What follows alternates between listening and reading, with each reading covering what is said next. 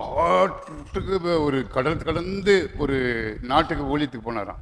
ಒಬ್ಬ ಸೇವಕರು ಏನಪ್ಪಾ ಅಂತಂದ್ರೆ ಒಂದು ಕಾಡಿನ ಪ್ರಯಾಣವಾಗಿ ಅಲ್ಲಿ ಅವ್ರ ಸೇವೆಗಾಗಿ ಹೋಗಲ್ಪಟ್ಟಿದ್ದಾರೆ. ஒரே ஒரு போட்ல அவர் மட்டும் போறாரு. ಒಂದೇ ಒಂದು ದೋಣಿಯಲ್ಲಿ ಅವರು ಮಾತ್ರ ಹೋಗ್ತಾ ಇದ್ದಾರೆ. அப்போ அங்க ஒரு கிராமம் தெரியுது. ಅಲ್ಲಿ ಒಂದು ಗ್ರಾಮವಿದೆ.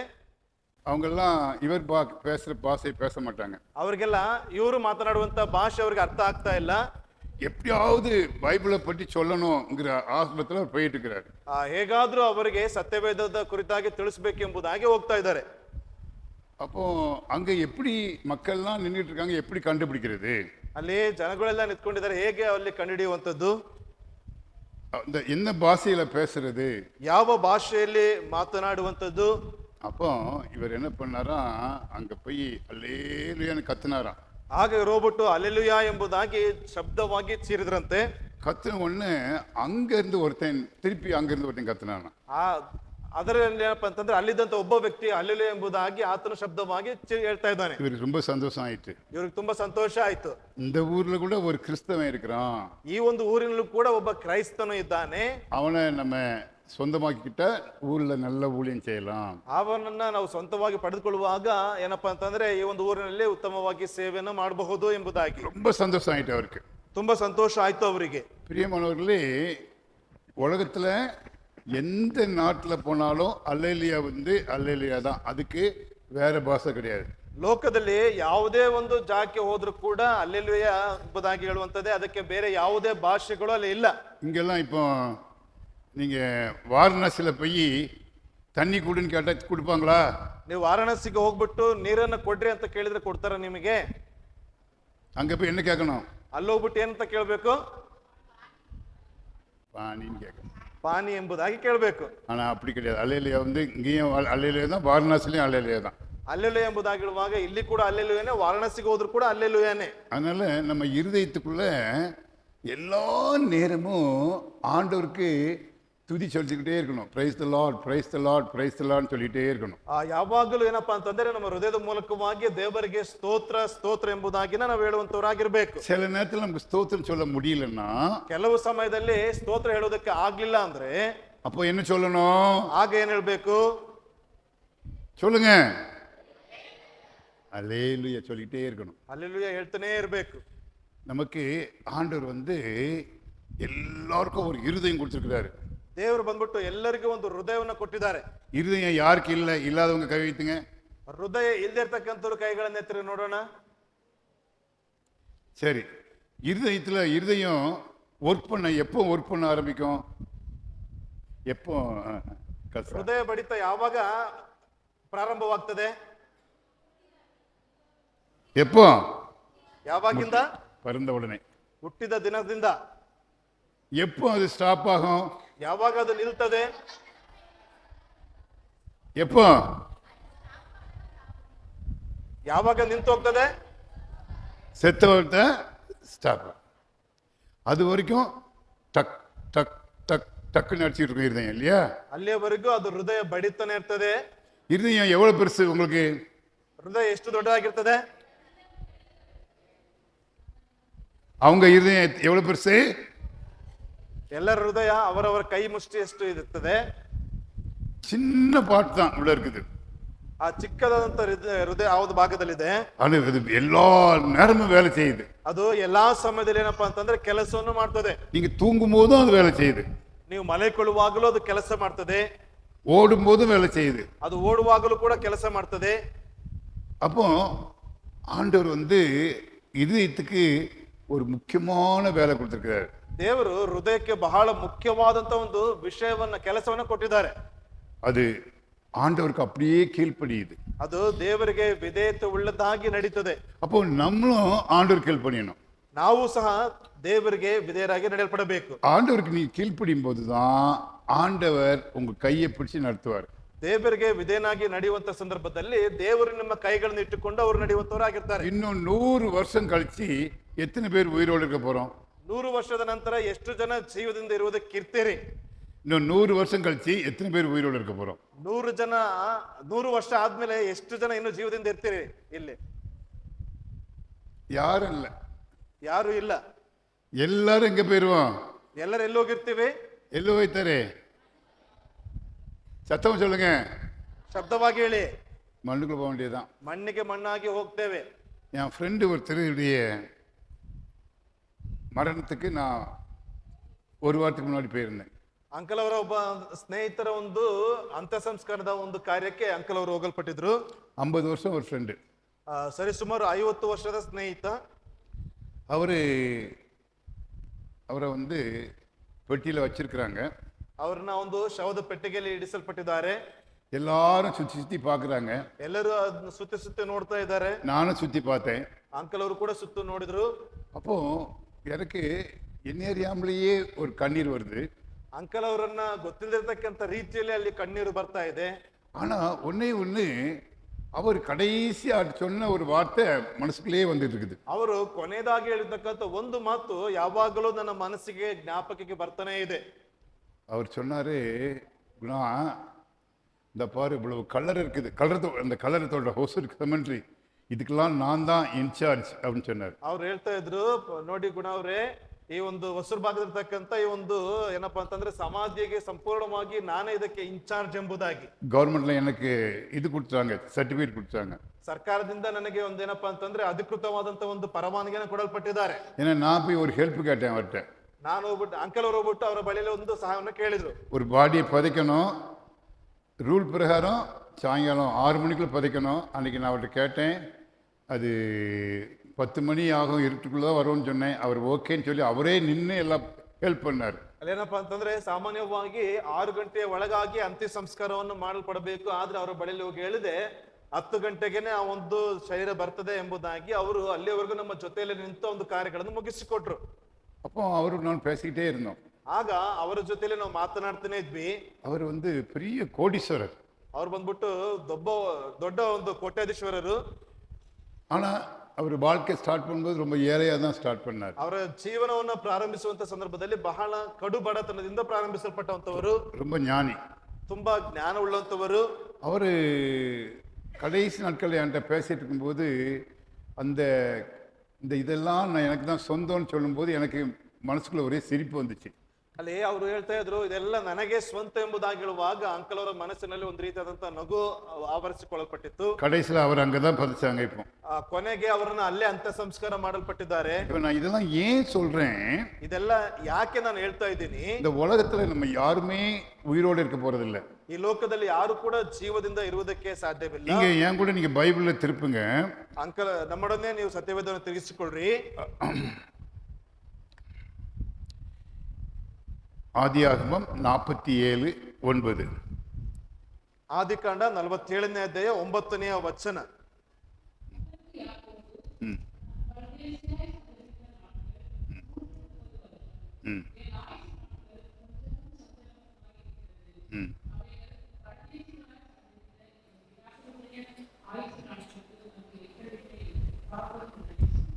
ನಾನು ಲೋಕದಲ್ಲಿ ಸಂಚಾರ ಮಾಡಿದ್ದು 130 ವರ್ಷಗಳೇ. ನಾನು ಜೀವಿಸಿರುವ ಕಾಲವು ಸ್ವಲ್ಪವಾಗಿಯೂ ದುಃಖಕರವಾಗಿಯೂ ಇತ್ತು. ನನ್ನ ಪಿತೃಗಳ ಲೋಕಯಾತ್ರೆ ಮಾಡಿದಷ್ಟು ವರ್ಷಗಳು ನನಗಾಗಿಲ್ಲ. நான் ஜெபிக்கலாம். ಪ್ರಾರ್ಥನೆ ಮಾಡಿಕೊಳ್ಳೋಣ. அன்புள்ள ஆண்டவரே, இந்த நாளிலும் ஆண்டவரே, நாங்கள் தியானிக்கிற தியானம் பரத்திலிருந்து பெற்றுக்கொள்ளத்தக்கதாக, பரிசுத்தாவியானவரே உம்முடைய கண்ட்ரோலுக்கு இருக்கத்தக்கதாக, உம்முடைய பலத்திலே நாங்கள் பலன் காண கிருபை தாரும். பரிசுத்தவானுடைய ஆளுகைக்கு இந்த தியானத்தை ஒப்பு கொடுக்கிற ராஜா இயேசு கிறிஸ்து மூலம் கேட்கிற தகப்பனே, ஆமென்.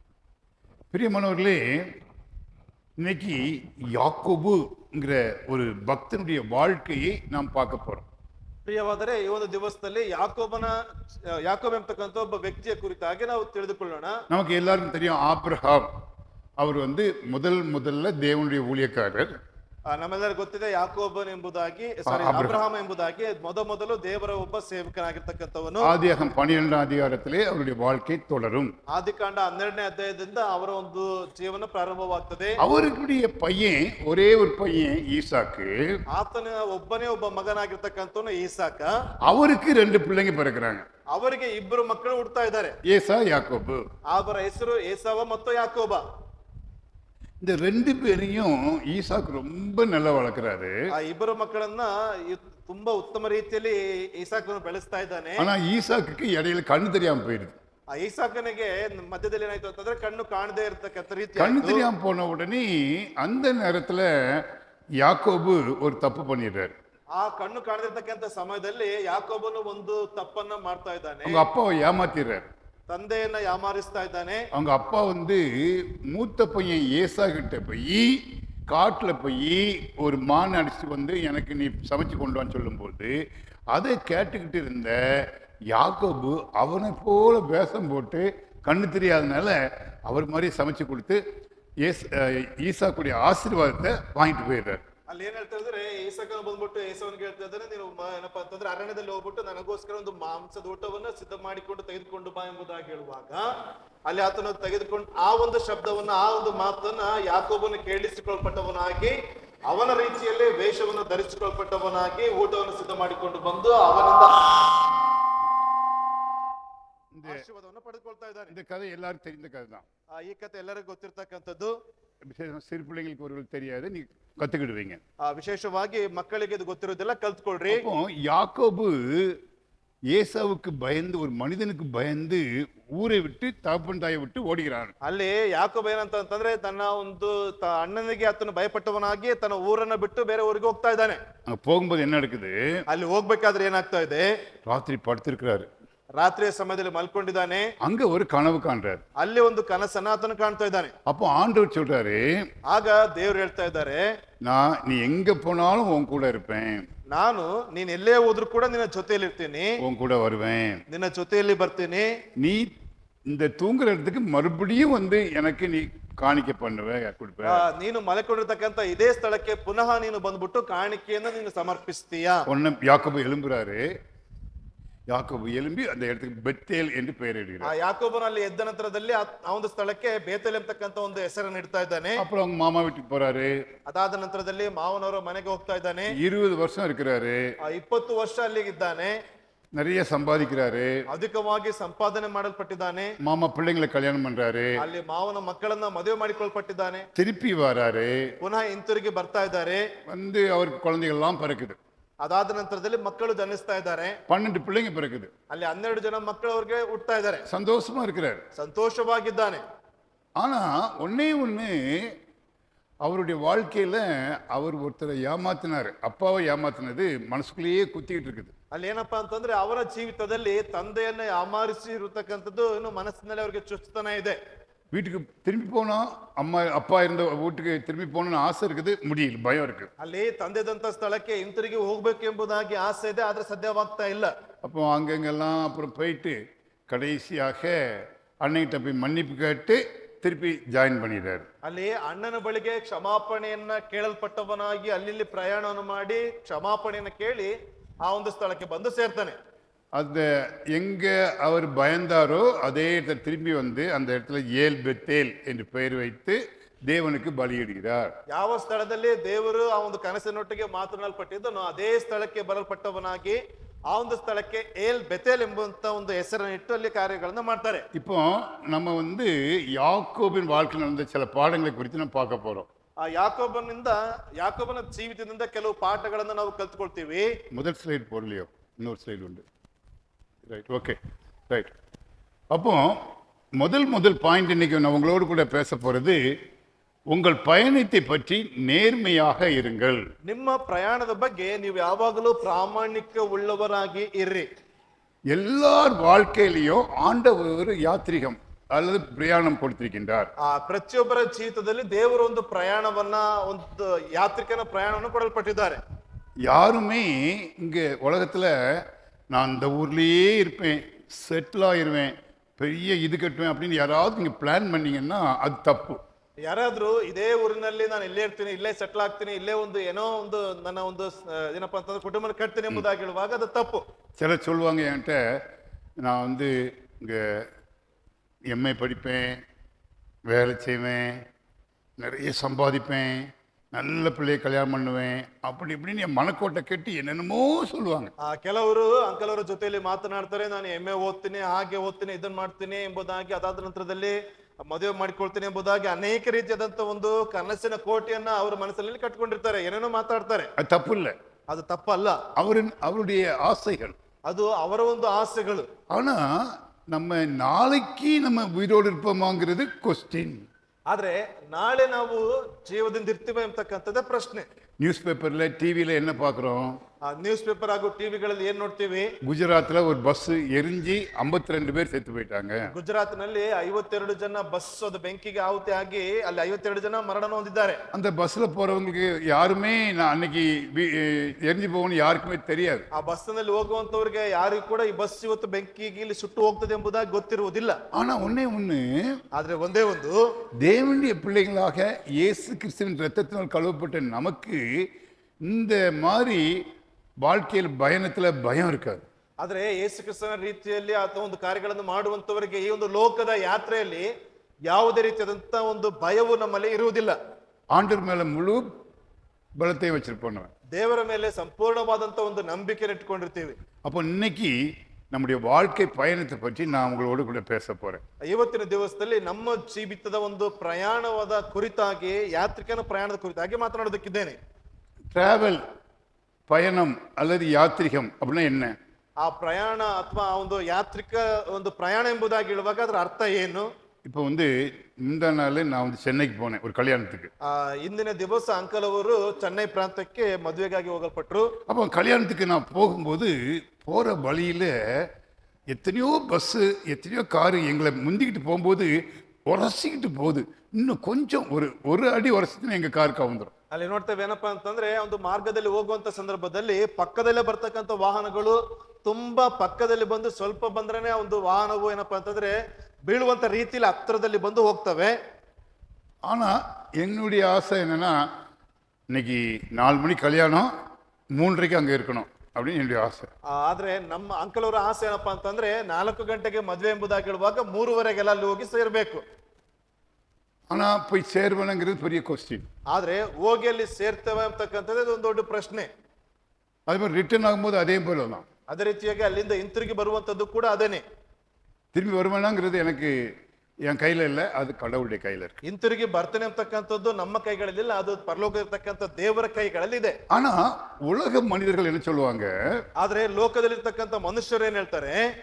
இல்ல இல்ல, நான் அங்க போனோம் இங்க போனோம் இங்க போனோம், ஒரு மாசத்துக்கு எல்லாம் பிளான் எழுதி வச்சிருப்பாங்க. ಆದ್ರೆ ಮನುಷ್ಯರಾಗಿರ್ತಕ್ಕಂಥವ್ರು ಏನ್ ಮಾಡ್ತಾರೆ ಅಂತಂದ್ರೆ, 1 ವರ್ಷಕ್ಕೆ ಅವರ ಯೋಜನೆಯನ್ನ ನಾನು ಇಲ್ಲಿ ಹೋಗ್ಬೇಕು, ಈ ರೀತಿಯಾದಂತ ಕೆಲಸಗಳನ್ನು ಮಾಡ್ಬೇಕು ಎಂಬುದಾಗಿ ಯೋಜನೆಯನ್ನ ಮಾಡಿರ್ತಾರೆ. கரெக்டா 10 மணிக்கு போய் வீடு போய் சேரணும், ಸರಿಯಾಗಿ 10 ಗಂಟೆಗೆ ಹೋಗಿ ಮನೆಗೆ ಸೇರ್ಬೇಕು. ஆனா 10 மணிக்கு அவங்களால வர முடியாது. ಆದ್ರೆ 10 ಗಂಟೆಗೆ ಅವರಿಗೆ ಮನೆಗೆ ಬರೋದಕ್ಕೆ ಆಗ್ಲಿಲ್ಲ. அவங்களுக்கு அங்க வரும்போதே டிராஃபிக் ஆயிரும், லேட் ஆகும். இவங்களுக்கு ஒரே பயம், கஷ்டம், குழப்பம், புலம்பிக்கிட்டே இருப்பாங்க. ಅಲ್ಲಿ ನೋಡ್ತೇವೆ, ಬರುವಂತ ಮಾರ್ಗದಲ್ಲಿ ಟ್ರಾಫಿಕ್ ನಿಂದಾಗಿ ಸರಿಯಾದ ಸಮಯಕ್ಕೆ ಬರ್ದೇ ಇರ್ತಕ್ಕಂಥ ಸಂದರ್ಭದಲ್ಲಿ ಮನಸ್ಸಿನಲ್ಲಿ ಒಂದು ರೀತಿಯಾದಂತ ಗಲಿಬಿಲಿ, ಒಂದು ರೀತಿಯಾಗಿರ್ತಕ್ಕಂಥ ಆತಂಕವು ಅವ್ರನ್ನ ಮರೆಮಾಚುವಂತದ್ದಾಗಿರ್ತದೆ. பிரியமானவர்களே, யாக்கோபுடைய வாழ்க்கையில ஒரு காரியத்தை நம்ம பார்க்க போறோம். ಯಾಕೋಬನ ಜೀವಿತದಲ್ಲಿ ಒಂದು ಕಾರ್ಯವನ್ನ ನಾವು ಕಲ್ತ್ಕೊಳ್ತೀವಿ. 12 பிள்ளைங்க, 12 ಜನ ಮಕ್ಕಳು. அதுல யோசேப்புங்கிறவர் காணாம போயிடுறாரு. ಅದರಲ್ಲಿ ಯೋಸೇಫ್ ಎಂಬತಕ್ಕಂಥವನು ಕಾಣದೆ ಹೋಗ್ತಾನೆ. அவங்க பிள்ளைங்களும் சேர்ந்து வித்து போட்டுறாங்க. ಏನಪ್ಪಾ ಅಂತಂದ್ರೆ ಮಕ್ಕಳೆಲ್ಲ ಸೇರಿಬಿಟ್ಟು ಅವನನ್ನ ಮಾರಿ ಬಿಡ್ತಾರೆ. ஆனா அப்பாட்ட ஒரு ஃபால்ஸ் ரிப்போர்ட், பொய் ரிப்போர்ட் கொடுத்து அவன் செத்து போயிட்டான்னு சொல்லிடுறாங்க. ಆದ್ರೆ ತಂದೆ ಬಳಿಗೆ ಬಂದ್ಬಿಟ್ಟು ಒಂದು ಸುಳ್ಳು ಸುದ್ದಿಯನ್ನು ಏನಪ್ಪಾ ಅಂತಂದ್ರೆ ಆತನ ಸತ್ತು ಹೋಗಲ್ಪಟ್ಟ ಎಂಬುದು. ஆனா யோசேப்பு ஆண்டவரை ரொம்ப நம்பக்கூடியவர். ಆದ್ರೆ ಯೋಸೇಫನು ದೇವರನ್ನ ಬಹಳವಾಗಿ ನಂಬಲ್ಪಡುವಂತ ಒಬ್ಬ ವ್ಯಕ್ತಿ. ஆண்டவர் யோசேப்பை உயர்த்துறாரு. ದೇವರು ಯೋಸೇಫನನ್ನ ಉನ್ನತಕ್ಕೇರಿಸ್ತಾ ಇದ್ದಾರೆ. ஒரு பிரதம மந்திரியாக, பிரைம் மினிஸ்டராக மாறி விடுகிறார். ಅಲ್ಲೇನಪ್ಪಾ ಅಂತಂದ್ರೆ ಇರುವಂತ ಸ್ಥಳದಲ್ಲಿ ಒಬ್ಬ ಪ್ರಧಾನ ಮಂತ್ರಿಯನ್ನಾಗಿ ಆತನನ್ನ ಮಾರ್ಪಡಿಸ್ತಾರೆ. அப்போ நாட்டுல பஞ்சம் வரும் பொழுது ಅಲ್ಲಿ ಏನಪ್ಪಾ ಅಂತಂದ್ರೆ ಬರಗಾಲ ಬರುವಂತ ಸಮಯದಲ್ಲಿ எல்லாரும் அவர் காலில் விழுறாங்க. ಎಲ್ಲರೂ ಅವರ ಕಾಲ ಕೆಳಗೆ ಬಂದು ಬೀಳ್ತಿದ್ದಾರೆ. அப்போ யாக்கோபும் மகன் இருக்கிறான்னு தெரிஞ்சு யோசேப்பிட்டு வந்துடுறாரு. ಅಲ್ಲಿ ಯಾಕೋಬನು ಮಗ ಇದ್ದಾನೆ ಎಂಬುದಾಗಿ ಗೊತ್ತಾಗಿ ಅಲ್ಲಿ ಯೋಸೇಫನ ಬಳಿಗೆ ಬರ್ತಿದ್ದಾನೆ. அப்போ யோசேப்பு என்ன பண்றாரு? ಆಗ ಯೋಸೇಫನ್ ಏನ್ ಮಾಡ್ತಾ ಇದ್ದಾನೆ? அவனுக்கு மேல இருக்கிற எகிப்தின் ராஜா பார்வோன் இடத்தில் கொண்டு போயிறார். ಆಗ ಆತನಿಗೆ ಮೇಲೆ ಆಗಿರ್ತಕ್ಕಂಥ ಮೇಲಿನ ಅಧಿಕಾರಿ ಆಗಿರ್ತಕ್ಕಂಥ ಒಂದು ಅಧಿಕಾರಿಯ ಬಳಿಗೆ ಕರ್ಕೊಂಡು ಹೋಗ್ತಾನೆ. பார்வோன்ன ಬಳಿಯಲ್ಲಿ. அப்ப பார்வோன் கேட்கிறாரு யாக்கோபை பார்த்து, என்னப்பா வயசானவரா இருக்கிறீரே, 12 பிள்ளைகள் பெற்றங்கிறீரு, உங்களுக்கு வயசு என்ன ಅಲ್ಲಿ ಪರವನ ಬಳಿ ಕರ್ಕೊಂಡು ಹೋಗುವಾಗ ಪರವನ್ ಹೇಳ್ತಾನೆ, ನೀವು ಏನಪ್ಪಾ ಅಂತಂದ್ರೆ ಇಷ್ಟು ಮಕ್ಕಳನ್ನು ಪಡೆದಿದ್ರಿ ಎಂಬುದಾಗಿ ಹೇಳುವಾಗ ನಿಮ್ಮ ವಯಸ್ಸೆಷ್ಟು ಎಂಬುದಾಗಿ. அதுக்கு தான் என்ன பதில் சொல்றாரு? ಅದಕ್ಕೆ ಇವ್ರು ಏನೆಂಬುದಾಗಿ ಪ್ರತ್ಯುತ್ತರವನ್ನು ಕೊಡ್ತಾರೆ. 47 அதிகாரம் 9ஆம் வசனம். 47ನೇ ಅಧ್ಯಾಯ 9ನೇ ವಚನ. இந்த உலகத்துல 130 வருடம் நான் பரதேசியாக இருந்தேன். ಅಲ್ಲಿ ಈ ಲೋಕದಲ್ಲಿ ನಾನು 130 ವರ್ಷಗಳು ಸಂಚಾರ ಮಾಡಲ್ಪಟ್ಟಿದ್ದೇನೆ. எங்க அப்பா அம்மா எல்லாம் நிறைய வருஷம் இருந்திருக்காங்க. எங்க ஆபிரகாம்னு ஒருத்தர் இருந்தா 175 வருஷம் இருந்திருக்கிறாரு. ನನ್ನ ತಂದೆ ಅವರು ಇದ್ದಾರೆ. ಏನಪ್ಪಾ ಅಂತಂದ್ರೆ ಅಬ್ರಾಹ್ಮನ್ ಎಂಬುದಾಗಿ ಆತನು ಏನಪ್ಪಾ ಅಂತಂದ್ರೆ 175 ವರ್ಷ ಬದುಕಿರ್ತಕ್ಕಂಥವನು. ஆனா நான் 130 வருஷம் தான். ಆದ್ರೆ ನಾನು 130 ವರ್ಷದವನೇ. பரதேசியாக இருந்தேன். ನಾನು ಪರದೇಶಿಯಾಗಿ ನಾನು ಸಂಚರಿಸಲ್ಪಟ್ಟಿದ್ದೇನೆ. பிரியமானவர்களே, அந்த பார்வோனுக்கு அது ஷாக் ஆயிடுச்சு. ಪರವನಿಗೆ ಏನಪ್ಪಾ ಅಂತಂದ್ರೆ ಅದೊಂದು ಶಾಕ್ ಆಯ್ತು. ஏன்னா அவன் ராஜா. ಯಾಕೆಂದ್ರೆ ಅವನು ಬಂದ್ಬಿಟ್ಟು ರಾಜ. ராஜான்னா அவனுக்கு ஒரு பெரிய அரண்மனை இருக்கும், நிறைய சேவகர்கள் இருப்பாங்க, ஒரு ஹால் இருக்கும், அதெல்லாம் உட்காருவான். அவன் இந்த ஸ்ட்ராங் லீடர். ಅಲ್ಲೇನಪ್ಪ ಅಂತಂದ್ರೆ ಬಹಳ ಬಲಶಾಲಿ ಆಗಿರ್ತಕ್ಕಂಥ ಒಬ್ಬ ನಾಯಕ. ಆತನಿಗೆ ಎಂಬುದಾಗಿ ಒಂದು ಅರಮನೆ ಇದೆ, ಆತನ ಕೆಲಸಕ್ಕಾಗಿ ಕೆಲಸದವರು ಇದ್ದಾರೆ. ಆ ರೀತಿಯಾದಂತ ಒಂದು ಸ್ಥಳದಲ್ಲಿ ಬಹಳ ಬಲವುಳ್ಳಂತ ವ್ಯಕ್ತಿಯಲ್ಲಿ ಕೂತ್ಕೊಂಡಿದ್ದಾನೆ. ஆனா யாக்கோபுடைய வாழ்க்கையை பாருங்க. ಆದ್ರೆ ಯಾಕೋಬನ ಜೀವಿತವನ್ನ ನೀವು ಗಮನಿಸ್ರಿ. அப்பாட்ட கொஞ்ச நாள் இருந்தான், ಅಪ್ಪನ ಬಳಿಯಲ್ಲಿ ಸ್ವಲ್ಪ ದಿವಸ ಇದ್ದ, மாமா வீட்டுல கொஞ்ச நாள் இருந்தான், ಮಾವನ ಮನೆಯಲ್ಲಿ ಸ್ವಲ್ಪ ದಿವಸ ಇದ್ದ, காட்டுக்குள்ள கொஞ்ச நாள் இருந்தான், ಕಾಡಿನಲ್ಲಿ ಸ್ವಲ್ಪ ದಿವಸಗಳವರೆಗೆ ಇದ್ದ. கடைசியாக தன்னுடைய சொந்த மகன் யோசேப்பு வீட்டுக்கு வந்திருக்கான். ಕೊನೆಗೆ ಸ್ವಂತ ಮಗನಾಗಿರ್ತಕ್ಕಂಥ ಯೋಸೆಫನ ಬಳಿಗೆ ಬರಲ್ಪಟ್ಟಿದ್ದಾನೆ. ஒரு இடத்துல அவன் ஸ்டெடியா இல்ல. ಒಂದು ಸ್ಥಳದಲ್ಲಿ ಏನಪ್ಪಾ ಅಂತಂದ್ರೆ ನಿರ್ದಿಷ್ಟವಾಗಿ ಆತನು ಉಳಿದುಕೊಳ್ಳಿಲ್ಲ. ஆனாலும் அவன் என்ன பண்றான்? ಅದಾಗಿದ್ದ ನಂತರ ಆತನು ಏನ್ ಮಾಡ್ತಾ ಇದ್ದಾನೆ? அவன் ஆண்டவரை மைப்பட்டுக்கிட்டே இருக்கிறான். ಆತನು ದೇವರನ್ನ ಮಹಿಮೆ ಪಡಿಸ್ತಾನೇ ಇದ್ದಾನೆ. பிரியமானவர்களே, யாக்கோபு தேவனோடு கூட ஒரு ஐக்கியம் கொண்ட மனிதன். ಯಾಕೋಬನು ದೇವರೊಟ್ಟಿಗೆ ಐಕ್ಯತೆಯನ್ನು ಹೊಂದಿಕೊಳ್ಳಲ್ಪಟ್ಟಂತ ಒಬ್ಬ ವ್ಯಕ್ತಿ. அவன் வெளியில வீட்டை விட்டு வெளியில கிளம்பும் போதே ஆண்டவர் அவனோடு கூட பேசினாரு, நான் உன்னோடு கூட இருப்பேன். ಅಲ್ಲಿ ಆತನು ಮನೆ ಬಿಟ್ಟು ಹೊರಡುವಂತ ಸಂದರ್ಭದಲ್ಲಿ ದೇವರು ಆತನೊಟ್ಟಿಗೆ ಮಾತನಾಡಿದರೆ, ನಾನು ನಿನ್ನ ಜೊತೆ ಸಂಗಡ ಇರ್ತೇನೆ ಎಂಬುದಾಗಿ. ஆனா இவன் சொன்னான், ஆண்டவரே நீர் என் கூட இருந்தீங்கன்னா திருப்பி நான் வந்த பிறகு இந்த இதே இடத்துல பெத்தேல்ங்கிற இடத்துல நான் மறுபடியும் பலிபீடம் கட்டுறேன்னு சொன்னேன். ಅಲ್ಲಿ ನೀನು ನನ್ನ ಜೊತೆಲಿ ಇರುವುದಾದ್ರೆ ನಾನು ಪುನಃ ಇದೇ ಸ್ಥಳಕ್ಕೆ ಬಂದುಬಿಟ್ಟು ಈ ಒಂದು ಸ್ಥಳದಲ್ಲಿ ಏಲ್ ಬೆತೆಲ್ ಎಂಬುದಾಗಿ ನಾನು ನಿನಗೆ ಒಂದು ಯಜ್ಞವೇದಿಯನ್ನು ಕಟ್ತೇನೆ. பிரியமானவர்களே, ஒரு காரியத்தை நாம் கற்றுக்கொள்வோம். ಒಂದು ಕಾರ್ಯವನ್ನ ನಾವು ಕಲ್ತ್ಕೊಳ್ಬೇಕು. உங்களுடைய பயணத்தை குறித்து நீங்கள் நேர்மையாக இருங்கள். ಅಲ್ಲಿ ನಿಮ್ಮ ವೈಫಲ್ಯಗಳ ಕುರಿತಾಗಿ ಒಪ್ಪಿಕೊಳ್ಳ್ರಿ. ಆದ್ರೆ ದೇವರಿಗೆ ಏನಪ್ಪಾ ಅಂತಂದ್ರೆ ನಿಷ್ಠೆಯುಳ್ಳವರಾಗಿ ದೇವರಿಗೆ ಕೃತಜ್ಞತೆಯನ್ನು ಸಲ್ಲಿಸಲ್ಪಡ್ರಿ. நீங்க பரதேசிங்கிறத ஆண்டவர்ட்ட ஒப்பு கொடுங்கள். ನೀವು ಪರದೇಶಿ ಎಂಬುದಾಗಿ ದೇವರ ಸಮ್ಮುಖದಲ್ಲಿ ಒಪ್ಪಿಕೊಳ್ಳುವಂತದ್ದು. நான் பெரிய ஆளுன்னு நினைக்காதுங்க. ನಾನು ದೊಡ್ಡ ವ್ಯಕ್ತಿ ಎಂಬುದಾಗಿ ಅಂದ್ಕೊಳ್ಬೇಡಿ. எனக்கு எல்லாம் தெரியும்னு நினைக்காதுங்க. ನನಗೆಲ್ಲವೂ ಗೊತ್ತಿದೆ ಎಂಬುದಾಗಿ ಅಂದ್ಕೊಳ್ಬೇಡಿ. எனக்கு பலன் இருக்குன்னு நினைக்காதுங்க. ನನಗೆ ಬಲ ಇದೆ ಎಂಬುದಾಗಿ ಅಂದ್ಕೊಳ್ಬೇಡಿ. நான் அந்த பிரசங்கத்தை ப்ரிப்பேர் பண்ணும்போது ஒரு சாரல் நவரஜி அம்மா அவங்களுடைய பிரசங்கத்தை கேட்டுக்கொண்டிருந்தேன். ಅಂಕಲ್ ಅವರಿಗೆ ಒಂದು ಉಪದೇಶವನ್ನು ಸಿದ್ಧ ಮಾಡುವಂತ ಸಂದರ್ಭದಲ್ಲಿ ಶಾರೋನ್ நவரோஜி நிறைய தமிழ் பாட்டு பாடியிருக்காங்க. ಅನೇಕ ತಮಿಳು ಹಾಡನ್ನ ಆಡಿರ್ತಕ್ಕಂಥ ಶಾರೋನ್ ಅವರ ಕುರಿತಾಗಿ ಅವರ ಒಂದು ಉಪದೇಶವನ್ನು ಕೇಳ್ತಾ ಇದ್ರು. அப்போ அவங்க என்ன சொல்றாங்க? ಆಗ ಅವರು ಏನ್ ಹೇಳ್ತಾ ಇದ್ದಾರೆ? அவங்க சொந்த வாழ்க்கையில் நடந்த காரியத்தை ஒரு காரியத்தை சொல்றாங்க. ಅವರ ಸ್ವಂತ ಜೀವಿತದಲ್ಲಿ ನಡೆದಿರ್ತಕ್ಕಂಥ ಒಂದು ಕಾರ್ಯವನ್ನು ಅವ್ರು ಹೇಳ್ತಾ ಇದ್ದಾರೆ. என்ன சொல்றாங்க? ಅವ್ರು ಏನ್ ಹೇಳ್ತಾ ಇದ್ದಾರೆ?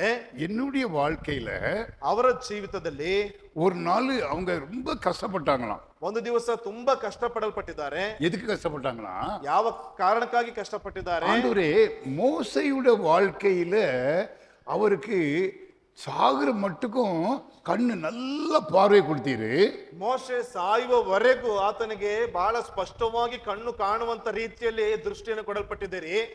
ஆனா ஈசாக்குடைய வாழ்க்கையில அவன் அறகுறையா இருக்கும் போதே கண்ணு தெரியல. தன் பிள்ளைங்களை கூட அடையாளம் தெரியாத கண்ணு மூடிட்டு கண்ணை ಬ್ಲೈಂಡ್ ಮಾತಿದ್ರು. ಅಲ್ಲಿ ಏನಪ್ಪಾ ಅಂತಂದ್ರೆ ಈಸಾಕನಿಗೆ ಆತನ ಒಂದು ಮಧ್ಯ ವಯಸ್ಸಿನಲ್ಲಿರುವಂತ ಸಮಯದಲ್ಲೇ ಏನಪ್ಪಾ ಅಂತಂದ್ರೆ ಕಣ್ಣು ಮೊಬ್ಬಾಗಿ ತನ್ನ ಸ್ವಂತ ಮಕ್ಕಳನ್ನ ಏನಪ್ಪಾ ಅಂತಂದ್ರೆ ಗುರ್ತಿಡಿಯುವಂತ ರೀತಿಯಲ್ಲಿ ಆಗಿ ಹೋಯ್ತು. ஏன் ஆண்டவரே? ಯಾಕೆ ದೇವ್ರೆ? ஒருத்தருக்கு நல்ல கண் கொடுத்தீர், இன்னொருத்தருக்கு ಕಣ್ಣೇ ಇಲ್ಲ. ಒಬ್ಬರಿಗೆ ಉತ್ತಮ ದೃಷ್ಟಿಯನ್ನು ಕೊಡಲ್ಪಟ್ಟಿದ್ರಿ, ಇನ್ನೊಬ್ಬರಿಗೆ ಏನಪ್ಪಾ ಅಂತಂದ್ರೆ ಮುಬ್ಬಾಗಿರುವಂತ ದೃಷ್ಟಿಯನ್ನು ಕೊಡಲ್ಪಟ್ಟಿದ್ರಿ. ಯಾಕೆ? ரெண்டு பேரும் உம்முடைய பிள்ளைங்க. ಇಬ್ಬರು ಕೂಡ ನಿಮ್ಮ ಮಕ್ಕಳೇ. நானும் உம்முடைய பிள்ளை. ನಾನು ಕೂಡ ನಿಮ್ಮ ಮಗಳೇ. எனக்கு இது புரியல ஆண்டவரே ஆண்டவர்கிட்ட கேட்டாங்களாம். ಇದು ನನಗೆ ಅರ್ಥವಾಗ್ತಾ ಇಲ್ಲ ಎಂಬುದಾಗಿ ದೇವರ ಸಮ್ಮುಖದಲ್ಲಿ ಕೇಳಿಕೊಂಡ್ರು. ஆண்டவர் சொன்னாரா, ಆಗ ದೇವರು ಹೇಳಿದ್ರಂತೆ, மகளே ಮಗಳೇ, நான் ஈசாக்குக்கு கண்ணு பார்வை இல்லாம பண்ணதுக்கு ஒரு காரணம் என்னன்னா, அவன் மூலமாக சில காரியங்களை நான் செய்து முடிக்க வேண்டும். ಈಸಾಕನಿಗೆ ಕಣ್ದೃಷ್ಟಿಯನ್ನ ಮೊಬ್ಬಾಗಿ ಕೊಟ್ಟಂತ ಕಾರಣವೇನಂತಂದ್ರೆ ಅವನ ಮೂಲಕವಾಗಿ ಕೆಲವು ಕಾರ್ಯಗಳನ್ನು ನಾನು ನಡೆಸಲ್ಪಡಬೇಕಾಗಿತ್ತು. அவனுக்கு கண் தெரிந்திருந்தால் அவன் மகன் யாக்கோபு காட்டுக்கு போயிருக்க மாட்டான். ಆತನಿಗೆ ಕಣ್ದೃಷ್ಟಿ ಸರಿಯಾಗಿ ಕಾಣ್ತಾ ಇದ್ರೆ ಆತನ ಮಗನಾಗಿರ್ತಕ್ಕಂಥ ಯಾಕೋಬನಲ್ಲಿ ಏನಪ್ಪಾ ಅಂತಂದ್ರೆ ಅಡವಿಗೆ ಹೋಗ್ತಿರ್ಲಿಲ್ಲ. அது என்னுடைய திட்டம். ಅದು ನನ್ನ ಒಂದು ದೃಷ್ಟಿ, ಒಂದು ನಿರ್ಧಾರ. அதனால நமக்கு சில பாடுகள் ஆண்டவர் கொடுக்கும்போது, ஈசாக்கு கண் தெரியாத போல உங்களுக்கு எனக்கு பாடுகளை கொடுக்கும்போது அதன் மூலம் சில காரியங்களை கற்றுக் கொடுக்கின்றார். ದೇವರು ನಮಗೆ ಕೆಲವು ಕಷ್ಟಗಳನ್ನ ಸಂಕಟಗಳನ್ನು ಕೊಡಲ್ಪಡುವಾಗ ಅದರ ಮೂಲಕವಾಗಿ ದೇವರು ಕೆಲವು ಪಾಠಗಳನ್ನ ನಮಗೆ ಕಲಿಸಿ ಕೊಡ್ತಾನೆ. பாடுகள் கொடுக்கலன்னா நமக்கு மனம் மேட்டுமை உண்டாயிரும், பெருமை உண்டாயிரும். ಏನಪ್ಪಾ ಅಂತಂದ್ರೆ ಕಷ್ಟಗಳು ನಮ್ಮ ಜೀವಿತಕ್ಕೆ ಬರ್ಲಿಲ್ಲ ಅಂತಂದ್ರೆ ಏನಪ್ಪಾ ಅಂತಂದ್ರೆ ಅಹಂ ಆಗಿರ್ಬೋದು ಅಥವಾ ಎಮ್ಮೆ ಅಂತಕ್ಕಂಥದ್ದು ಜಾಸ್ತಿ ಆಗ್ತದೆ. ஆண்டவர் தேட மாட்டோம். ದೇವರನ್ನ ಹುಡುಕೋದಿಲ್ಲ. எல்லாம் எனக்கு தெரியும், ನನಗೆಲ್ಲ ಗೊತ್ತಿದೆ, நான் முடிச்சிருவேன், ನಾನು ಮುಗಿಸ್ಬಿಡ್ತೇನೆ. பிரியமானவர்களே, உண்மையிலேயே உங்களுக்கு சில நோய்கள் இருந்தா அல்லது பணம் இல்லாமல் கஷ்டப்பட்டு இருந்தீங்கன்னா, படிப்பு வரல, படிக்க முடியலன்னு கஷ்டப்பட்டு இருந்தீங்கன்னா, அல்லது நாளை குறித்து ஒரு பெரிய கேள்விக்குறி உங்க வாழ்க்கையில் இருந்துச்சுன்னா அதை குறித்து தேவனுடைய பிள்ளைகளை நீங்க நான் கவலைப்படக்கூடாது. ಅಲ್ಲೇನಪ್ಪಾ ಅಂತಂದ್ರೆ ನಿಮ್ಮಲ್ಲಿ ಹಣದ ಸಮಸ್ಯೆ ಆಗಿರ್ಬೋದು ಅಥವಾ ಒಂದು ಅನಾರೋಗ್ಯದ ಸಮಸ್ಯೆಗಳು ಇರುವಂತ ಸಂದರ್ಭದಲ್ಲಿ ಅದು ಇಲ್ಲದೆ ಇರ್ತಕ್ಕಂಥ ಸಮಯದಲ್ಲಿ ಏನಪ್ಪಾ ಅಂತಂದ್ರೆ ನಾವು ದೇವರುಗಳನ್ನು ಹುಡುಕೋದವರಾಗಿ ನಾವು ಕಾಣಿಸಿಕೊಳ್ತೇವೆ ಆ ಸಂದರ್ಭದಲ್ಲಿ. போன வாரம் நானும் தீப்பு ஆண்டி 3 பேரும் பேங்க்ல போய் ஒரு 10 நிமிஷத்துல வேலையை முடிச்சுட்டு வந்துருவோம். நீ ಬ್ಯಾಂಕಿಗೆ ತಾತುಗುಣಿಗೆ ಬ್ಯಾಂಕಿಗೆ போனோம். ಅಂಕಲ್ ಆಂಟಿ ಮತ್ತು ನಾನು ತಾತುಗುಣಿರ್ತಕ್ಕಂಥ ಒಂದು ಬ್ಯಾಂಕಿಗೆ 10 ನಿಮಿಷದಲ್ಲಿ ಒಂದು ಕೆಲಸವನ್ನು ಮುಗಿಸಬಹುದು ಎಂಬುದಾಗಿ ಹೋಗಲ್ಪಟ್ಟಿದ್ವಿ. ஏன்னா அதுக்கு முந்தின நாளே போய் எல்லாம் ப்ரிப்பேர் பண்ணிட்டு ரெடி பண்ணிட்டு வந்துட்டோம். ಅದಕ್ಕೆ ಇಂದಿನ ದಿವಸವೇ ಎಲ್ಲ ಸಿದ್ಧವನ್ನು ಮಾಡಿ ಬರಲ್ಪಟ್ಟಿದ್ದೇವೆ. அவங்க சொன்னாங்க, மேனேஜர் 12 மணிக்கு வாங்க, ஆண்டியை கூட்டிட்டு வாங்க, எல்லாத்தையும் முடிச்சிடலாம், ஒரு சைன் பண்ண போதும் அப்படின்னாங்க. 12 ಗಂಟೆಗೆ ಆಂಟಿಯನ್ನು ಕರ್ಕೊಂಡು ಬನ್ರಿ, ಸೈನ್ ಮಾಡಿಬಿಟ್ರೆ ಸಾಕು, ಎಲ್ಲವನ್ನು ಮುಗಿಸ್ಬಿಡಬಹುದು ಎಂಬುದಾಗಿ. 12 மணிக்கு கரெக்டா உள்ள போயிட்டோம். 12 ಗಂಟೆಗೆ ಸರಿಯಾಗಿ ಹೋದ್ವಿ. அங்க போன என்னாச்சு, ಅಲ್ಲಿ ಹೋದಾಗ ಏನಾಯ್ತು, ஒரு கிளர்க்குக்கு எங்களை பிடிக்கல. ಒಬ್ಬ ಕ್ಲರ್ಕಿಗೆ ನಮ್ಗೆ ಏನಪ್ಪಾ ಅಂದ್ರೆ ಇಷ್ಟವಾಗ್ಲಿಲ್ಲ. எப்படியாவது இவங்களை துரத்திடணும், பண்ணக்கூடாது அப்படின்னு நினைச்சிட்டான். ಹೇಗಾದ್ರೂ ಮಾಡ್ಬಿಟ್ಟು ಇವ್ರನ್ನ ಇಲ್ಲಿಂದ ಕಳಿಸ್ಬಿಡ್ಬೇಕು ಎಂಬುದಾಗಿ ಆಲೋಚನೆ ಮಾಡ್ದ. ஏதோ ஒரு குறை சொல்லிக்கிட்டே இருந்தேன், அதை கொண்டு வாங்க, இதை கொண்டு வாங்க, இப்படி பண்ணிட்டு வாங்க, ஜெராக்ஸ் எடுத்து வாங்க, அதை டைப் படிச்சுட்டு வாங்க, திருப்பி திருப்பி சொல்லிக்கிட்டே இருந்தான். ಅಲ್ಲಿ ಏನಪ್ಪಾ ಅಂತಂದ್ರೆ ಇದನ್ನ ಜೆರಾಕ್ಸ್ ಮಾಡ್ಕೊಂಡು ಬನ್ನಿ, ಇದನ್ನ ಟೈಪ್ ಮಾಡ್ಕೊಂಡು ಬನ್ನಿ ಎಂಬುದಾಗಿ ಪದೇ ಪದೇ ಏನಾದ್ರೂ ಒಂದು ಕೊರತೆನ ಹೇಳ್ತಾನೆ ಇದ್ದ. எனக்கு கஷ்டமா இருந்துச்சு, ತುಂಬಾ ಕಷ್ಟವಾಗ್ತಾ ಇತ್ತು. ஏன்னா 10 நிமிஷத்துல போயிட்டு திருப்பி வந்து ஜெபம் பண்ணுங்கிறது என்னுடைய ஆசை. ಕೇವಲ 10 ನಿಮಿಷ ಹೋಗ್ಬಿಟ್ಟು ಬಂದ್ಬಿಟ್ಟು ಪ್ರಾರ್ಥನೆ ಮಾಡ್ಬೇಕೆಂಬುದಾಗಿ ಅಂಕಲ್ ಅವರ ಒಂದು ಆಸೆ. ஆனா என்னாச்சு தெரியுமா, ಅಲ್ಲಿ ಏನಾಯ್ತು ಗೊತ್ತಾ, நாங்க டீ கடையில் ரோட்லயே உட்கார்ந்துட்டு இருக்கிறோம். 5 மணிக்கு தான் வேலை முடிஞ்சுது. ಅಲ್ಲಿ ಆ ಒಂದು ಟೀ ಅಂಗಡಿಯ ಮುಂದೆ ಕೂತ್ಕೊಂಡು ಆ ಕಾರ್ಯಗಳನ್ನು ಮಾಡ್ತಾ ಇದ್ದೇವೆ. ಸರಿ ಸುಮಾರು 5 ಗಂಟೆಗೆ ಆ ಒಂದು ಕೆಲಸ ಮುಗೀತು. 5 மணி நேரம் ஒரு கையெழுத்துக்காக வெயிಟ್ பண்ணோம். 5 ಗಂಟೆವರೆಗೆ ಕೇವಲ ಒಂದು ಸಿಗ್ನೇಚರ್ಗಾಗಿ, ಸಹಿಗಾಗಿ ಕಾಯ್ದುಕೊಳ್ತಾ ಇದ್ವಿ. ஆனா வேலையை முடிச்சிட்டாங்க, ஆண்டவர் முடிச்சு கொடுத்தாரு. ಆದ್ರೆ ದೇವರ ಒಂದು ಕೆಲಸವನ್ನ ಮುಗಿಸಿಕೊಳ್ಳಲ್ಪಟ್ರು. அப்போ நான் நினைச்சது 5 நிமிஷம் 10 நிமிஷம், ஆண்டவர் நினைச்சது 5 மணி நேரம். ಏನಪ್ಪಾ ಅಂತಂದ್ರೆ ಅಂಕಲ್ ಅವರು ನೆನೆಸ್ಕೊಂಡಿರ್ತಕ್ಕಂಥದ್ದು ಕೇವಲ ಒಂದು 10 ನಿಮಿಷದ ಕೆಲಸ, ಆದ್ರೆ ದೇವರು ಅಂದುಕೊಂಡಿರ್ತಕ್ಕಂಥದ್ದು 5 ಗಂಟೆವರೆಗೂ ಅದು ಕೆಲಸ ಮಾಡ್ಬೇಕು. இந்த பிரசங்கத்தை நான் ப்ரிப்பேர் பண்ணிட்டு அங்க வந்து ப்ரிப்பேர் பண்ணிட்டு இருக்கிறேன். ಈ ಒಂದು ಉಪದೇಶವನ್ನು ಅಲ್ಲಿ ಕೂತ್ಕೊಂಡೆ ಅಲ್ಲಿಗೆ ಸಿದ್ಧ ಮಾಡ್ತಾ ಇದ್ರು ಅಂಕಲ್ ಅವರು. அப்போ நான் எனக்கு ரொம்ப சந்தோஷமா இருந்துச்சு. ಅಂಕಲ್ ಅವ್ರಿಗೆ ತುಂಬಾ ಸಂತೋಷ ಆಗ್ತಾ ಇತ್ತು. அப்போ நமக்கு பாடுகளை பி ஹானஸ்ட், நம்ம தோல்விகளை, அதான் முதல் பாயிண்ட், உங்கள் தோல்விகளை ஒப்புக்கொண்டு தேவனுக்கு நன்றி சொல்லிக் கொண்டே இருக்க வேண்டும். ಅಲ್ಲಿ ನಿಮ್ಮ ತಪ್ಪುಗಳನ್ನ ಒಪ್ಪಿಕೊಳ್ಳಲ್ಪಟ್ಟವರಾಗಿ ಒಂದು ಕಾರ್ಯಗಳನ್ನ ದೇವರ ಸಮ್ಮುಖದಲ್ಲಿ ಒಪ್ಪಿಸಿಕೊಳ್ಳಲ್ಪಟ್ಟವರಾಗಿ ಇರಲ್ಪಡಬೇಕು, ಪ್ರಾಮಾಣಿಕರಾಗಿ. நமக்கு கஷ்டங்களை வந்து நம்ம வந்து தேவனுடைய சமூகத்துல நீங்க கர்த்தர் கஷ்டத்தை கொடுத்ததுனால என்னை தண்டிக்கிறாருன்னு நினைக்கவே கூடாது. ಕಷ್ಟಗಳನ್ನ ಕೊಟ್ಟಂತ ಕಾರಣದಿಂದಾಗಿ ದೇವರು ನನ್ನನ್ನು ದಂಡಿಸಿದ್ದಾರೆ ಎಂಬುದಾಗಿ ಹೇಳ್ಬಾರ್ದು. ஆனா ஒன்னு நினைக்கணும், ಆದ್ರೆ ಒಂದನ್ನ ನಾವು ಅರ್ಥ ಮಾಡ್ಕೊಳ್ಬೇಕು, கஷ்டம் கொடுக்கலன்னா நான் பெருமைக்காரனாಗಿರುவேன். ಕಷ್ಟಗಳನ್ನ ಕೊಡ್ಲಿಲ್ಲ ಅಂತಂದ್ರೆ ನಾನು ಅಹಂ ಉಳ್ಳಂತ ವ್ಯಕ್ತಿಯಾಗಿರ್ತೇನೆ. என்னைய சரியான லெவலுக்கு ஆண்டவர் நடத்திக்கிட்டு இருக்கிறாரு. ನನ್ನನ್ನ ಸರಿಯಾದಂತ ಒಂದು ಹಂತದಲ್ಲಿ ದೇವರು ನನ್ನನ್ನು ನಡೆಸಿಕೊಂಡು ಬರ್ತಿದ್ದಾರೆ. அதனால எல்லாத்துலயும் கர்த்தருக்கு ஸ்தோத்திரம். ಹಾಗಾಗಿ ಎಲ್ಲಾ ಕಾರ್ಯಗಳಲ್ಲಿ ದೇವರಿಗೆ ಸ್ತೋತ್ರ. யோபு என்ன சொன்னாரு, ಯೋಬ ಏನ್ ಹೇಳಿದ, கர்த்தர் கொடுத்தார், ಯೆಹೋವನು ಕೊಟ್ಟನು, ಕರ್ತನು ಕೊಟ್ಟನು, ಕರ್ತನು ತೆಗೆದುಕೊಂಡನು, ಕರ್ತನ ನಾಮಕ್ಕೆ ಸ್ತೋತ್ರ ಎಂಬುದಾಗಿ. அதுதான் நம்ம பாலிசி. ಅದೇ ನಮ್ಮ ಒಂದು ಪಾಲಿಸಿ. ஆனா உலகக்காரங்க என்ன பாலிசி? ಆದ್ರೆ ಲೋಕದಿರ್ತಕ್ಕಂಥವ್ರು ಏನ್ ಹೇಳ್ತಾರೆ, ஏப்பா அவரு எதப்பா என்னைய படைச்சாருங்க? ಆ ಯಾವ ಕಾರಣಕ್ಕಾಗಿ ನನ್ನನ್ನು ಉಂಟು ಮಾಡಿದ್ದಾರೆ? ஒரு கொஸ்டின். ಒಂದು ಪ್ರಶ್ನಾರ್ಥಕ. கடவுளுக்கு கண் இல்லையா? ದೇವರಿಗೆ ಕಣ್ಣಿಲ್ವಾ? காது இல்லையா? ಕಿವಿ ಇಲ್ವಾ? நான் அவரை எவ்வளவு தேடுறேன்ப்பா, ನಾನು ಅವ್ರನ್ನ ಎಷ್ಟೋ ಹುಡುಕ್ತಾ ಇದ್ದೀನಿ, எனக்கு ஏன் சகாயம் செய்யல? ನನಗೆ ಯಾಕೆ ದೇವರು ಸಹಾಯವನ್ನ ಮಾಡ್ತಾ ಇಲ್ಲ? என்னைய ஏன் இவ்வளவு கஷ்டப்பட வைக்கிறாரு? ನನ್ನನ್ನು ಯಾಕೆ ಇಷ್ಟು ಕಷ್ಟಪಡಿಸುವಂತ ರೀತಿಯಲ್ಲಿ ಮಾಡ್ತಾ ಇದ್ದಾರೆ? எனக்கு தூக்கமே வர மாட்டேங்குது. ನಿದ್ರೆಯೇ ಬರ್ತಾ ಇಲ್ಲ ನನಗೆ. நான் என்ன செய்யறது? ನಾನೇನ್ ಮಾಡೋದು? நான் எத்தனை நாள் இப்படியோடு வாழ்றது? ನಾನು ಎಷ್ಟು ದಿವಸದವರೆಗೆ ಈ ರೀತಿಯಾಗಿ ನೋಡುವಂತದ್ದು? சாகவும் முடியல, வாழவும் முடியல. ಅಲ್ಲಿ ಸಾಯೋದಕ್ಕೂ ಆಗ್ತಾ ಇಲ್ಲ, ಜೀವಿಸುವುದಕ್ಕೂ ಆಗ್ತಾ ಇಲ್ಲ. பிரியமானவர்களே, இது உலக மனிதர்கள் சொல்லும் வார்த்தைகள். ಇದು ಲೋಕದಿರ್ತಕ್ಕಂಥ ಮನುಷ್ಯರು ಹೇಳುವಂತ ಒಂದು ವಿಷಯ. ஆனா தேவனுடைய பிள்ளைகளை நாம், ಆದ್ರೆ ದೇವರ ಮಕ್ಕಳಾಗಿರ್ತಕ್ಕಂಥ ನಾವುಗಳು ரோமர் 8:28 மனப்பாடம் செய்ய வேண்டும். ರೋಮಾಪುರದವರಿಗೆ 8ನೇ ಅಧ್ಯಾಯ 28ನೇ ವಚನವನ್ನ ನಾವೆಲ್ಲರೂ ಬಾಯ್ಪಾಠ ಮಾಡಲ್ಪಡಬೇಕು. படிக்கலாமா? ನಾವೆಲ್ಲರೂ ಓದಿಕೊಳ್ಳೋಣವಾ? சத்தம் படிங்க. ಇದಲ್ಲದೆ, ನಾನು ಹೇಳುವಂತ ರೀತಿಯಲ್ಲಿ ಹೇಳಿ, ಇದಲ್ಲದೆ ದೇವರ ಸಂಕಲ್ಪದ ಮೇರೆಗೆ ಕರೆಯಲ್ಪಟ್ಟು ಆತನನ್ನು ಪ್ರೀತಿಸುವವರ ಹಿತಕ್ಕಾಗಿ ಎಲ್ಲಾ ಕಾರ್ಯಗಳು ಅನುಕೂಲವಾಗುತ್ತವೆ ಎಂದು ನಮಗೆ ಗೊತ್ತದೆ. எல்லாம் அனுகூலம், எல்லாம் நன்மையாக நடக்கிறார். ಅದು ಎಲ್ಲಾ ಕಾರ್ಯಗಳು ಅನುಕೂಲಕರವಾಗಿ ಒಳ್ಳೆಯದಕ್ಕಾಗಿಯೇ ನಡೆಯಲ್ಪಡುತ್ತದೆ. ரெண்டாவது பாயிண்ட் போவோம். 2ನೇ ಪಾಯಿಂಟ್ಗೆ ಬರೋಣ. நாம் பரதேசியாகவே வாழ ஆசைப்பட வேண்டும். ನಾವೆಲ್ಲರೂ ಯಾತ್ರಿಕನಾಗಿ ಅಥವಾ ಪ್ರಯಾಣಿಕನಾಗಿ ಜೀವಿಸಪಡಬೇಕು ಎಂಬುದಾಗಿ ಆಸೆ ಪಡಬೇಕು. அன்னன்னைக்கு ஆண்டவர் வச்சதை நம்ம சந்தோஷமாக ஏற்றுக்கொள்ள வேண்டும். ಆಯಾ ದಿವಸಕ್ಕೆ ದೇವರು ಇಟ್ಟಿರ್ತಕ್ಕಂಥದನ್ನ ಸಂತೋಷವಾಗಿ ಪರಿಗಣಿಸಲ್ಪಡಬೇಕು. யாக்கோபு என்ன சொன்னார் பார்வோன்ட்ட? ಯಾಕೋಬ ಏನಂತ ಹೇಳ್ದ ಫರೋಹನನ ಬಳಿಯಲ್ಲಿ? ஐயா, எனக்கு 130 வயசு ஆகுது. ನನಗೆ 130 ವರ್ಷಗಳಾಗ್ತಾ ಇದೆ. என் பிதாக்கள் ஆபிரகாம்லாம் 125 வருஷம் இருந்திருக்கிறாரு. ನನ್ನ ಪಿತೃಗಳಲ್ಲಿ ಏನಪ್ಪಾ ಅಂತಂದ್ರೆ 175 ವರ್ಷಗಳವರೆಗೆ ಜೀವಿಸಲ್ಪಟ್ಟಿದ್ದಾರೆ. இந்த வாழ்ந்த வாழ்க்கையில எனக்கு சஞ்சலமாக இருந்தது. ಈ ಜೀವಿಸಲ್ಪಟ್ಟಂತ ಒಂದು ಜೀವಿತ ಯಾತ್ರೆಯಲ್ಲಿ ಏನಪ್ಪಾ ಅಂತಂದ್ರೆ ಒಂದು ಪ್ರಯಾಣವಾಗಿ ಜೀವಿಸಲ್ಪಟ್ಟಿದ್ದೇನೆ. அதுல சின்ன வயசுலயே என் மகனை இழந்துட்டேன், யோசேப்பை இழந்துட்டேன். ಆ ಚಿಕ್ಕ ವಯಸ್ಸಿನಲ್ಲೇ ಯೋಸೇಫನನ್ನ ನಾನು ಕಳೆದುಕೊಳ್ಳಲ್ಪಟ್ಟೆ. எங்க மாமா வீட்டுல போய் வாழ்ந்தேன். எங்க மாமா என்னைய 2 தடவை ஏமாத்திட்டாரு. ಅಲ್ಲಿ ಮಾವನವರ ಮನೆಗೆ ಹೋದೆ, ಮಾವ ನನ್ನನ್ನು 2 ಬಾರಿ ಆಮರಿಸಲ್ಪಟ್ಟ. என் சொந்த மனைவி விக்கிரக ஆராதனை செஞ்சா.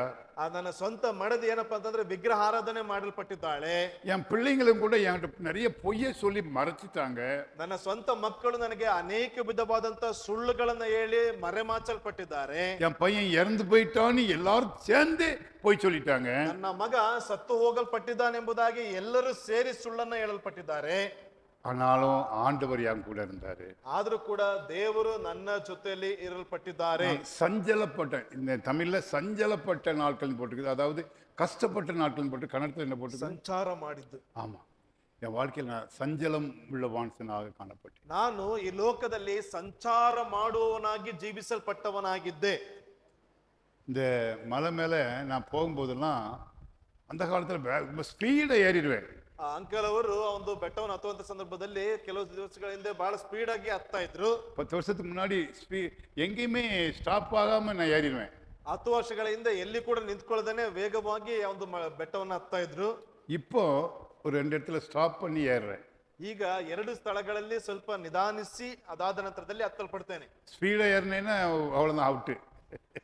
ವೇಗವಾಗಿ ಸ್ಪೀಡ್ ಆಗಿ ಹತ್ಬಿಟ್ರೆ ಅಷ್ಟನ್ನೇ ಎಂಬುದಾಗಿ. அப்போ என்னுடைய சக்தி குறைந்து விட்டது என்பதை நான் உணர்கிறேன். ನನ್ನ ಒಂದು ಶಕ್ತಿ ಅದು ಕುಂಠಿತಗೊಳ್ಳುತ್ತದೆ ಎಂಬುದಾಗಿ ನಾನು ಅರ್ಥ ಮಾಡಿಕೊಳ್ತೇನೆ. வயசு ஆயிட்டு, ವಯಸ್ಸಾಗಿದೆ. இது நாம் ஒத்துக்கொள்ள வேண்டும். ಇದನ್ನ ನಾವು ಅರಿತುಕೊಳ್ಳಲ್ಪಡಬೇಕು. நான் ஒரு பரதேசி, ನಾನು ಒಬ್ಬ ಸಂಚಾರಿ. இதை நம்ம நிறைய நேரத்தில் ஒத்துக்கிட மாட்டேங்கிறோம். ಇದನ್ನ ಅನೇಕ ಬಾರಿ ನಾವು ಒಪ್ಪಿಕೊಳ್ಳುವುದಿಲ್ಲ. எப்போ விசேஷமாக எப்போ ஒத்துக்கிட மாட்டேங்கிறோம்? ವಿಶೇಷವಾಗಿ ಯಾವಾಗ ನಾವು ಒಪ್ಪಿಕೊಳ್ಳುವುದಿಲ್ಲ?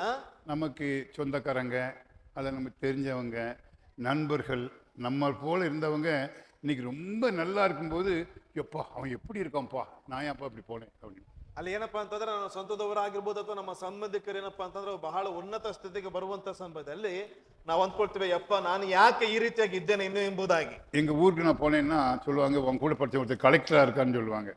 ಆ ಅಂಕಲ್ ಅವರು ಊರಿಗೆ ಹೋದ್ರಪ್ಪ ಅಂದ್ರೆ ಏನಪ್ಪಾ ಅಂತಂದ್ರೆ ನಿನ್ನ ಜೊತೆ ಓದಿರ್ತಕ್ಕಂಥವ್ರಲ್ಲಿ ಇವಾಗ ಕಲೆಕ್ಟರ್ ಆಗಿದ್ದಾರೆ ಎಂಬುದಾಗಿ. அப்போ அந்த கலெக்டர் ஆகணும்னு எல்லாரும் எதிர்பார்க்கறாங்க. ಆ ಕಲೆಕ್ಟರ್ ಆಗ್ಬೇಕು ಎಂಬುದಾಗಿ ಎಲ್ಲರೂ ಎದುರು ನೋಡ್ತಾ ಇದ್ದಾರೆ. நம்மளால முடியல. ನಮ್ಮಿಂದ ಅದು ಆಗ್ತಾ ಇಲ್ಲ. நமக்கு ஊழியக்காரனா தான் இருக்கணும். ನಾವು ಸೇವಕರಾಗಿನೇ ಇದ್ದೇವೆ. மற்றவங்க காலை கழுவணும். ಇತರರ ಕಾಲುಗಳನ್ನು ತೊಳಿತೇವೆ. அது கர்த்தருடைய எனக்கு கொடுத்த வேலை. ಅದು ದೇವರು ನನಗೆ ಕೊಟ್ಟಿರ್ತಕ್ಕಂಥ ಒಂದು ಕೆಲಸ. நான் எனக்கு கொடுக்கப்பட்ட பணியை உண்மையும் உத்தமமாக செய்ய வேண்டும் என்று தேவன் விரும்புகிறார். ದೇವರು ಎದುರು ನೋಡ್ತಾ ಇರ್ತಕ್ಕಂಥದ್ದು ನನಗೆ ಕೊಟ್ಟಿರ್ತಕ್ಕಂಥ ಕೆಲಸವನ್ನ ಉತ್ತಮನಾಗಿ ನಿಜಾಂಶವುಳ್ಳಂತ ವ್ಯಕ್ತಿಯಾಗಿ ಮಾಡಲ್ಪಡಬೇಕು ಎಂಬುದಾಗಿ. பிரியமானவர்களே, இந்த உலகத்துல நமக்கு ஒரே ஒரு வாழ்க்கை. ಲೋಕದಲ್ಲಿರ್ತಕ್ಕಂಥ ನಮ್ಮ ಎಲ್ಲರಿಗೂ ಒಂದೇ ಒಂದು ಜೀವಿತ. காலையிலிருந்து ராத்திரி வரைக்கும் கர்த்தரை பிரியப்படுத்திக்கிட்டே இருக்கணும். ಮುಂಜಾನೆಯಿಂದ ರಾತ್ರಿಯವರೆಗೂ ದೇವರನ್ನ ನಾವು ಪ್ರಿಯಪಡಿಸುವಂತವರಾಗಿನೇ ಇರಲ್ಪಡಬೇಕು. நம்மளை பிரியப்படுத்தணும் நம்ம ஆசைப்பட்டோம்னா, ನಮ್ಮನ್ನ ನಾವು ಪ್ರಿಯಪಡಿಸಬೇಕು ಎಂಬುದಾಗಿ ಆಸೆ ಪಟ್ರೆ அதை கர்த்தருக்கு உள்ளாக பிரியப்படுத்தும். ಅದು ದೇವರಿಗೆ ಒಳಗಾಗಿ ನಾವು ಪ್ರಿಯಪಡಿಸುವಂತದ್ದು. ஏன்னா நம்மளை பிரியப்படுத்தணுங்கிறது ஒரு முக்கியமான ஒரு காரியம். ನಮ್ಮನ್ನು ನಾವು ಪ್ರಿಯಪಡಿಸಿಕೊಳ್ಬೇಕು ಎಂಬತಕ್ಕಂಥದ್ದು ಮುಖ್ಯವಾದಂತ ಒಂದು ಕಾರ್ಯ. இப்ப சாப்பாடு பெரிய பெரிய பணக்கார வீட்டுலாம் பாருங்க, அவங்க டேபிள்ல 10 வகையான சாப்பாடு இருக்கும். ಅಲ್ಲೇ ಶ್ರೀಮಂತರ ಮನೆಗಳಲ್ಲಿ ಒಂದು ಊಟದ ಮೇಜನ್ನ ಗಮನಿಸುವಾಗ 10 ವಿಧವಾಗಿರ್ತಕ್ಕಂಥ ಊಟ ಅಲ್ಲಿ ಇರ್ತದೆ. மட்டன் பிரியாணி இருக்கும், கோழி பிரியாணி இருக்கும், வான்கோழி பிரியாணி இருக்கும், வேற இல்ல வேற என்ன இருக்கும்? ಬೇರೆ ಏನೆಲ್ಲ ಇರುತ್ತೆ? ஃபிஷ். அப்போ எதை சாப்பிடுறது? ಅಲ್ಲಿ ಮಟನ್ ಬಿರಿಯಾನಿ ಇರ್ತದೆ, ಚಿಕನ್ ಬಿರಿಯಾನಿ ಇರ್ತದೆ, ಇನ್ನು ಅನೇಕ ವಿಧವಾಗಿರ್ತಕ್ಕಂಥ ಒಂದು ವಸ್ತುಗಳು ಇರ್ತದೆ. ಅದರಲ್ಲಿ ಯಾವುದನ್ನು ತಿನ್ನಬೇಕು? அவங்களுக்கு ஒரே கன்ஃபியூஷன். ಅವರಿಗೆ ಒಂದೇ ಕನ್ಫ್ಯೂಷನ್. சாப்பிட வந்தாச்சு, ಊಟಕ್ಕೆ ಬಂದಾಯ್ತು, ಟೇಬಲ್ ಉட்கார்ந்தாச்சு, ಅಲ್ಲಿ ಮೇಜಿನ ಮೇಲೆ ಕುತ್ಕೊಂಡಾಯ್ತು, எது சாப்பிடுறது? ಯಾವುದನ್ನ ಊಟ ಮಾಡುವಂತದ್ದು. ஆனா உங்களுக்கு எனக்கு அந்த அந்த பிரச்சனை இல்ல. ಆದ್ರೆ ನಿಮಗೆ ನಮಗೆ ಒಂದು ಯಾವುದೇ ಸಮಸ್ಯೆ ಇಲ್ಲ. மட்டன் பிரியாணி, ಮಟನ್ ಬಿರಿಯಾನಿ, அதுக்கு கத்திரிக்காய் பச்சடி, ಅದಕ್ಕೆ ಬದನೆಕಾಯಿ ಒಂದು ಗೊಜ್ಜು, அப்புறம் தயிர், ಅಲ್ಲಿ ಮೊಸರು ಬಜ್ಜಿ, முட்டை, அப்புறம் கவாப்பு, அப்புறம் பாயாசம், அவ்வளவுதான். ಅಷ್ಟೇನೆ. எல்லாத்தையும் சாப்பிடுவோம். நம்ம ಎಲ್ಲವನ್ನ ತಿನ್ನಬೇಕು. நம்ம சூஸ் பண்ண முடியாது. ನಾವು ಆಯ್ಕೆ ಮಾಡೋದಕ್ಕೆ ಆಗೋದಿಲ್ಲ. ஆனா உலக மனுஷங்க சூஸ் பண்றாங்க. ಆದ್ರೆ ಲೋಕದಲ್ಲಿರ್ತಕ್ಕಂಥ ಮನುಷ್ಯ ಆಯ್ಕೆ ಮಾಡ್ತಾನೆ. ஒரு மார்க்கெட்டு போயாச்சுன்னா, ஒரு பொருளை வாங்கியாச்சுன்னா, அவங்க அப்படியே கடைசியில் ஒன்று ஏதோ ஒன்று 10 இதை பார்க்குறான், வாங்கின பிறகு கூட திருப்தி இல்லை. ஐயோ அதை வாங்கியிருக்கலாமே. ಅಲ್ಲಿ 10 ಅಂಗಡಿಯನ್ನ ನೋಡ್ತಾನೆ, 10 ಅಂಗಡಿಗಳಲ್ಲಿ ನೋಡಿದ ನಂತರದಲ್ಲಿ ಕೊನೆಗೆ ಯಾವುದೋ ಒಂದು ಅಂಗಡಿಯಲ್ಲಿ ತೆಗೆದುಕೊಳ್ಳಲ್ಪಟ್ಟವನಾಗಿ ಅದನ್ನು ತೆಗೆದುಕೊಂಡ ನಂತರದಲ್ಲಿ ಅಯ್ಯೋ ಇದನ್ನ ಇನ್ನು ಆ ಒಂದು ಅಂಗಡಿಯಲ್ಲಿ ಇದ್ದಂತ ತೆಗೆದುಕೊಳ್ಳಬಹುದಾಗಿತ್ತಲ್ಲ ಎಂಬುದಾಗಿ திருப்தி இல்ல, ತೃಪ್ತಿ ಇರುವುದಿಲ್ಲ. ஆனா உங்களுக்கு எனக்கும், ಆದ್ರೆ ನಿಮಗೂ ನಮಗೂ ஆண்டவர் எதை கொடுத்தாலும் கர்த்தருக்கு ஸ்தோத்திரம். ದೇವರು ಏನನ್ನೇ ಕೊಟ್ಟರು ಕೂಡ ದೇವರಿಗೆ ಸ್ತೋತ್ರ. அதுதான் நான் 2வது பாயிண்ட். ಅದೇ 2ನೇ ಪಾಯಿಂಟ್. அடிக்கடி நம்ம நினைக்கணும், ಆಗಾಗ ನಾವು ಅದನ್ನ ನೆನಪು ಮಾಡಿಕೊಳ್ಬೇಕು. உலகத்திலே நான் பரதேசி, ಲೋಕದಲ್ಲಿ ನಾನು ಸಂಚಾರಿಯಾಗಿದ್ದೇನೆ. பரதேசில ஒரு அலையிலே சொல்லுங்க பார்க்கலாம். ಪರದೇಶಿ ಆಗಿರುವಂತವ್ರು ಅಲ್ಲೆಲ್ಲೂ ಹೇಳಿ. கரெக்ட், எல்லாரும் பரதேசி. ನಾವೆಲ್ಲರೂ ಪರದೇಶಿಗಳೇ. சரி, இந்த உலகத்திலே நான் செட்டில் ஆயிருவேன், இங்கேயே இருப்பேன் அப்படி சொல்றவங்க ஒரு அலையில சொல்லுங்க பார்க்கலாம். ಲೋಕದಲ್ಲೇ ನಾನು ಸೆಟ್ಲ್ ಆಗ್ಬಿಡ್ತೀನಿ ಅಂತಕ್ಕಂಥವ್ರು ಅಲ್ಲಿ ನೋಡೋಣ. கையை தூக்காதவங்க மட்டும் ஒரு அலையில சொல்லுங்க பார்க்கலாம். ಕೈಯನ್ನ ಎತ್ತದೇ ಇರ್ತಕ್ಕಂಥವ್ರು ಅಲ್ಲೆಲ್ಲೂ ಹೇಳಿ ನೋಡೋಣ. ரெண்டுக்கும் கையை தூக்கல, ಎರಡಕ್ಕೂ ಕೈ ಎತ್ತದೇ ಇರ್ತಕ್ಕಂಥವ್ರು நான் பார்த்தேன். ಅಂಕಲ್ ಅವ್ರು ಗಮನಿಸಿದ್ದಾರೆ. மறுபடியும் கேட்கிறேன், ಪುನಃ ಕೇಳ್ತೀನಿ. உலகத்துல நான் பரதேசி அப்படின்னு சொல்றவங்கள ஒரு அலையில சொல்லுங்க, கையை வைத்து அலையில சொல்லுங்க. ಲೋಕದಲ್ಲಿ ಪರದೇಶ ಆಗಿರ್ತಕ್ಕಂಥವ್ರು ಅಲ್ಲೆಲ್ಲೂ ಹೇಳಿ. போதும் எனக்கு, என் பிரசங்கம் போயிட்டு. இதுதான் பிரசங்கம். ಇದೇ ಪ್ರಸಂಗ. யாரும் இங்க குடியிருக்க போறேன், நான் எனக்கு ஆதார் கார்டு இருக்குது, ஓட்டர் கார்டு இருக்குது, ரேஷன் கார்டு இருக்குது, அதனால இந்த ஊர் எனக்கு இந்த அட்ரஸ் தான் எனக்கு சொந்தம்னு யாரும் நினைக்காது. ಇಲ್ಲಿ ನನಗೆ ಆಧಾರ್ ಕಾರ್ಡ್ ಇದೆ, ವೋಟರ್ ಐಡಿ ಇದೆ, ಅಥವಾ ಇನ್ನೂ ಬೇರೆ ರೀತಿಯಾಗಿರ್ತಕ್ಕಂಥ ರೇಷನ್ ಕಾರ್ಡ್ ಇದೆ, ಇದೇ ನನಗೆ ಶಾಶ್ವತವಾದಂತಹ ಸ್ಥಳ ಎಂಬುದಾಗಿ ಹೇಳುವುದಕ್ಕೆ ಯಾರಿಂದಲೂ ಸಾಧ್ಯ ಇಲ್ಲ. அப்புறம் மூணாவது பாயிண்ட், ಮೂರನೆಯ ಒಂದು ಅಂಶ, யாக்கோபு எங்க போனாலும் ஆசீர்வதிச்சார். ಯಾಕೋಬ ಎಲ್ಲೇ ಹೋದ್ರೂ ಕೂಡ ಆಶೀರ್ವಾದವನ್ನು ಮಾಡುವಂತವನಾಗಿದ್ದ. இங்க பாருங்களேன், யாக்கோபு வந்து பார்வோனுக்கு முன்பாக எதுக்கு நிக்க விட்டார், யோசேப்பு நிக்க விட்டாருன்னா ஆசீர்வதிக்கிறது தான். ಅಲ್ಲಿ ಫರೋಹನ ಮುಂದೆ ಯಾಕೆ ಅಲ್ಲಿ ಆತನನ್ನು ನಿಲ್ಲಿಸಲ್ಪಟ್ಟಿದ್ದಾನೆ ಎಂಬುದಾಗಿ ಹೇಳುವಾಗ ಫರೋಹನನ್ನು ಆಶೀರ್ವಾದ ಮಾಡುವುದಕ್ಕಾಗಿ. 47:7. 47ನೇ 7ನೇ ವಚನ. ಹ್ಮ್ ಹ್ಮ್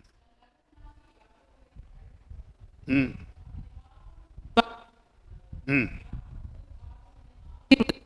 ಹ್ಮ್ ಯೋಸೇಫನು ತನ್ನ ತಂದೆಯಾದ ಯಾಕೋಬನನ್ನ ಕರೆದುಕೊಂಡು ಫರೋಹನ ಸನ್ನಿಧಿಯಲ್ಲಿ ನಿಲ್ಲಿಸಲು ಯಾಕೋಬನು ಫರೋಹನನ್ನ ಆಶೀರ್ವದಿಸಿದನು. யாக்கோபு ஆசீர்வதித்தான். ಯಾಕೋಬನಲ್ಲಿ ಆಶೀರ್ವಾದವನ್ನು ಹೊಂದಿಕೊಳ್ಳಲ್ಪಟ್ಟಿದ್ದಾನೆ. இங்க தேவராஜ் ஆசீர்வதித்தான். ಇಲ್ಲಿ ದೇವರಾಜು ಆಶೀರ್ವಾದವನ್ನು ಹೊಂದಿಕೊಂಡಿದ್ದಾನೆ. அப்படிதான் சொல்லணும். ಅದೇ ರೀತಿಯಾಗಿ ಹೇಳ್ಬೇಕು.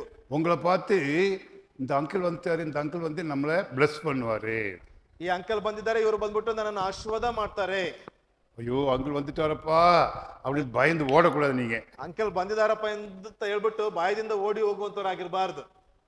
சில நேரத்துல நான் வந்து இப்படி வந்த உடனே அந்த சில பையங்க என்ன பண்ணும், அப்படியே ஒதுங்கி மரத்துக்கு முன்னாடி நிற்பாங்க.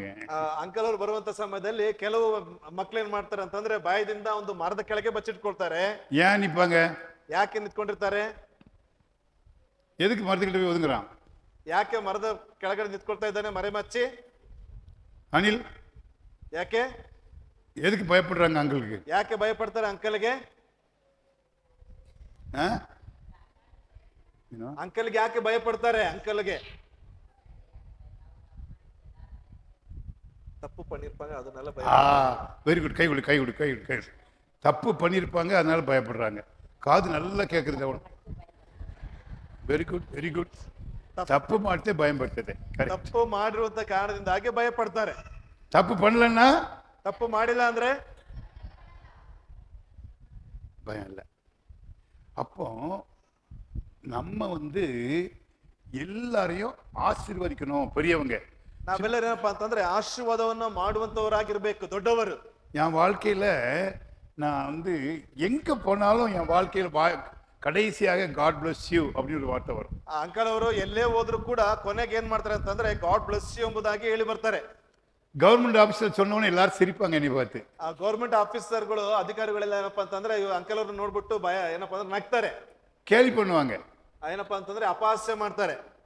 நான் அதை பற்றி பயப்படுறது இல்லை. ಅದರ ಕುರಿತಾಗಿ ಭಯಪಡುವಂತ ಅವಶ್ಯಕತೆ ಇಲ್ಲ. இருந்தாலும் காட் பிளஸ் யூன்னு சொல்லி தான் வருவேன். ಆದ್ರೂ ಕೂಡ ಗಾಡ್ ಬ್ಲೆಸ್ ಯು ಅಂತ ಹೇಳೇ ಬರ್ತಾರೆ. ஏன்னா தேவனுடைய பிள்ளைங்க ஆபிரகாமுடைய பிள்ளைங்க.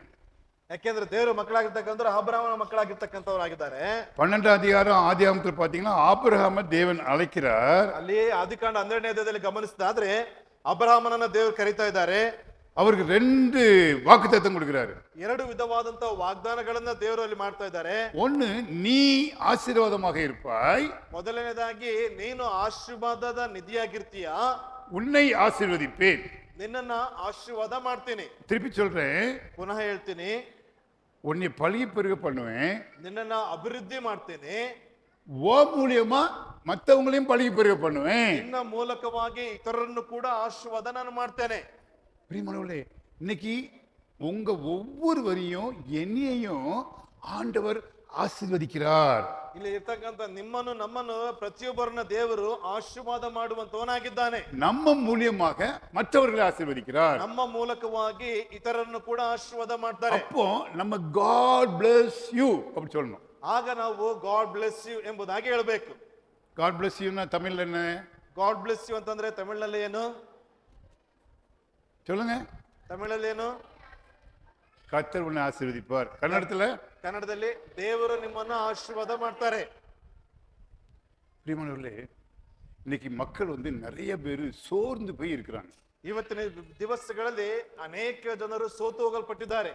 ஆஸ்பத்திரி பாருங்க, ಆಸ್ಪತ್ರೆಗೆ ಹೋಗಿ ನೋಡ್ರಿ. அந்த ஆஸ்பத்திரியில ஒரு சிலருடைய காலை மேலே கட்டி போட்டிருக்கோம். ಕೆಲವರನ್ನ ಕಾಲ್ಗಳನ್ನ ಏನಪ್ಪಾ ಅಂತಂದ್ರೆ ಮೇಲ್ಗಡೆ ಕಟ್ಟಿರ್ತಾರೆ. ஆக்சிடென்ட் ஆகி வந்திருப்பாரு. ಆಕ್ಸಿಡೆಂಟ್ ಆಗಿ ಬಂದಿರ್ತದೆ. ஒரு சிலருடைய உடம்ப அப்படியே கட்டி போட்டுருக்கோம், அவங்க நகர்த்த முடியாது. இந்த பக்கம் மட்டும் இந்த பக்கம் நகர்த்த முடியாது. ಕೆಲವರ ಮೈಗೆ ಏನಪ್ಪಾ ಅಂತಂದ್ರೆ ಪಟ್ಟೆ ಹಾಕಿರ್ತಾರೆ, ಯಾಕೆಂತಂದ್ರೆ ಅವರು ಯಾವ ಭಾಗದಲ್ಲೂ ಕೂಡ ಏನಪ್ಪಾ ಅಂತಂದ್ರೆ ಸರಿದಾಡೋದಕ್ಕೆ ಆಗುವುದಿಲ್ಲ. சிலர் தண்ணி சாப்பிட முடியாது, தண்ணி ஆகாரத்தை மூக்கு வழியே சாப்பாடு கொடுப்பாங்க. ಕೆಲವರಿಗೆ ಏನಪ್ಪಾ ಅಂತಂದ್ರೆ ಊಟ ಮಾಡೋದಕ್ಕೆ ಆಗ್ತಾ ಇರುವುದಿಲ್ಲ, ಮೂಗಿನ ಮೂಲಕವಾಗಿ ನೀರು ಅಂಶದ ಒಂದು ಆಹಾರವನ್ನ ಕೊಡ್ತಾ ಇರ್ತಾರೆ. அப்போ நம்ம அவங்க பார்க்கும்போது நம்ம எப்படி நினைக்கணும்? ಆಗ ಅದನ್ನ ನೋಡುವಂತ ಸಮಯದಲ್ಲಿ ನಾವು ಹೇಗೆ ಎಂಬುದಾಗಿ ನಾವು ಅಂದ್ಕೊಳ್ಬೇಕು. அவங்கள விட நான் பெட்டர் அப்படின்னு நினைக்கணுமா? ಅವರಿಗಿಂತ ನಾನು ಪರವಾಗಿಲ್ಲ ಎಂಬುದಾಗಿ ಅಂದ್ಕೊಳ್ಬೇಕಾ? அவங்க ஏதோ தப்பு பண்ணிட்டாங்க அதனால தீமை அனுபவிக்கிறாங்கன்னு நினைக்கணுமா? ಇಲ್ಲ, ಅವ್ರು ಏನೋ ತಪ್ಪನ್ನ ಮಾಡಿದರೆ ಆ ಕಾರಣದಿಂದಾಗಿ ಅದನ್ನ ಅನುಭವಿಸ್ತಾ ಇದ್ದಾರೆ ಎಂಬುದಾಗಿ ಅಂದ್ಕೊಳ್ಬೇಕಾ? இல்ல, ಇಲ್ಲ, நாளைக்கு நமக்கு அந்த கதை தான். ನಾಳೆ ನಮಗೂ ಕೂಡ ಅದೇ ರೀತಿ ಆಗ್ತದೆ, சான்சஸ் இருக்குது. ಚಾನ್ಸಸ್ ಇದೆ. இப்பவுமே உன்னை தயார்படுத்திக்கொள். ಈಗಲೇ ನಿನ್ನನ್ನು ನೀನು ಸಿದ್ಧ ಮಾಡಿಕೋ. நீ பெரிய ஆள் நினைக்காத, ನಿನ್ನ ದೊಡ್ಡ ವ್ಯಕ್ತಿ ಎಂಬುದಾಗಿ ಅಂದ್ಕೊಳ್ಬೇಡ. நிறைய எனக்கு தெரியும் நினைக்காத, ಅನೇಕ ರೀತಿಯಾಗಿ ನನಗೆ ಗೊತ್ತು ಎಂಬುದಾಗಿ ಅಂದ್ಕೊಳ್ಬೇಡ.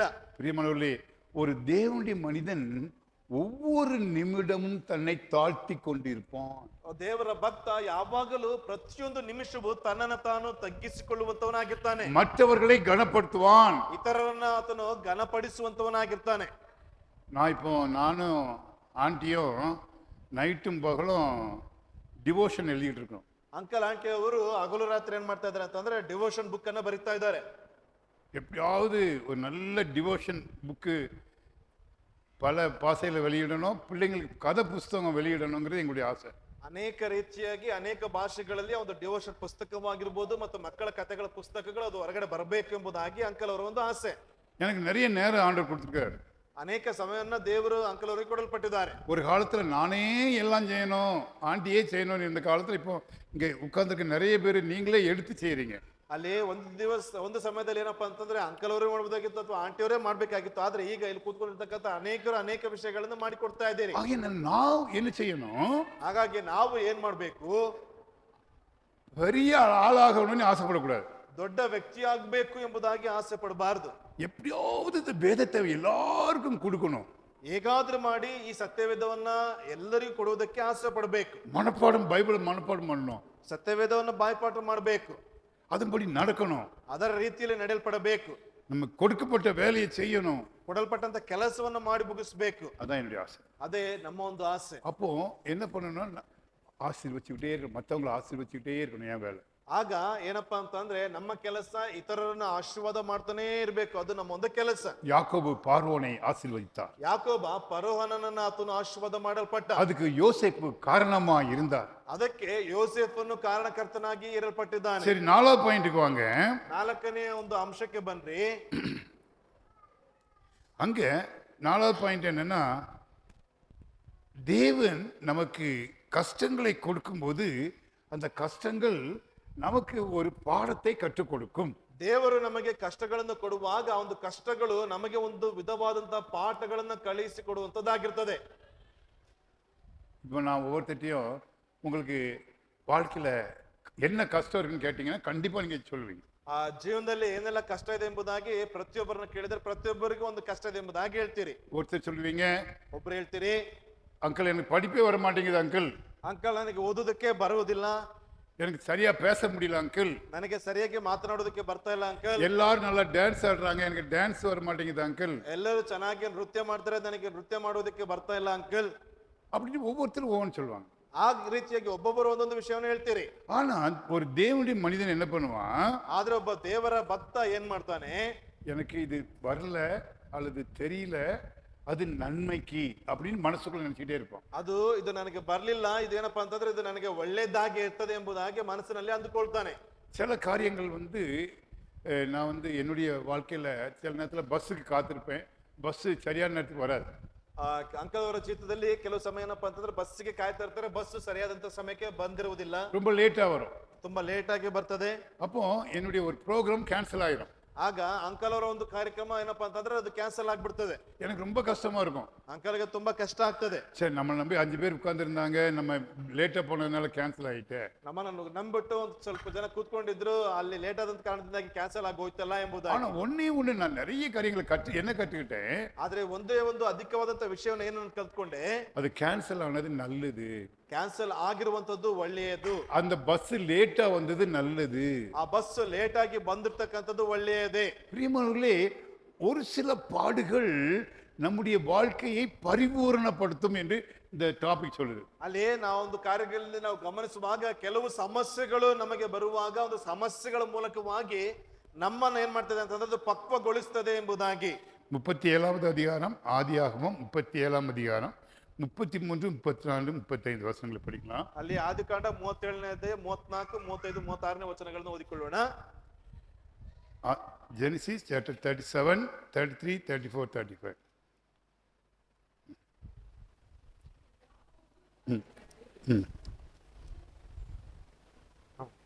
அதான் அதான் அதான் அதான் ம் ம்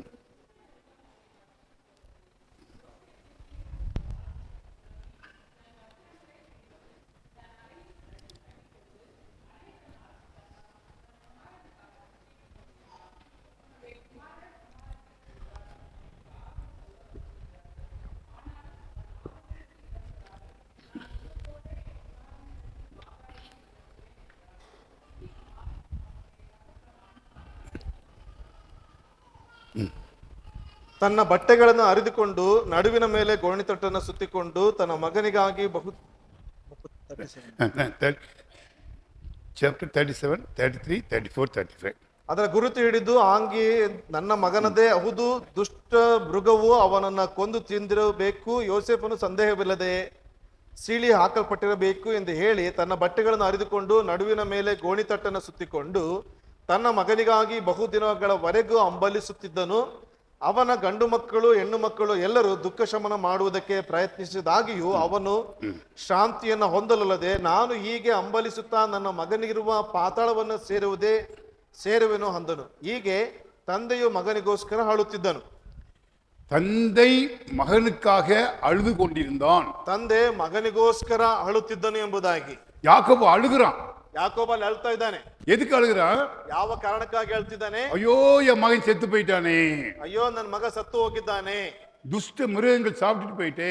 ದುಷ್ಟ ಮೃಗವು ನನ್ನ ಮಗನನ್ನ ತಿಂದು ಹಾಕಿಬಿಟ್ಟಿದೆ. பிரியமானவர்களே, உங்க காலத்துல என் காலத்துல சில அழுகைகளை தேவன் கொடுப்பார். ನಮ್ಮ ಜೀವಿತದಲ್ಲಿ ದೇವರು ಕೆಲವು ದುಃಖ ಅಥವಾ ಅಳುವಿನ ಒಂದು ಕಾರ್ಯಗಳನ್ನು ಕೊಡ್ತಾರೆ.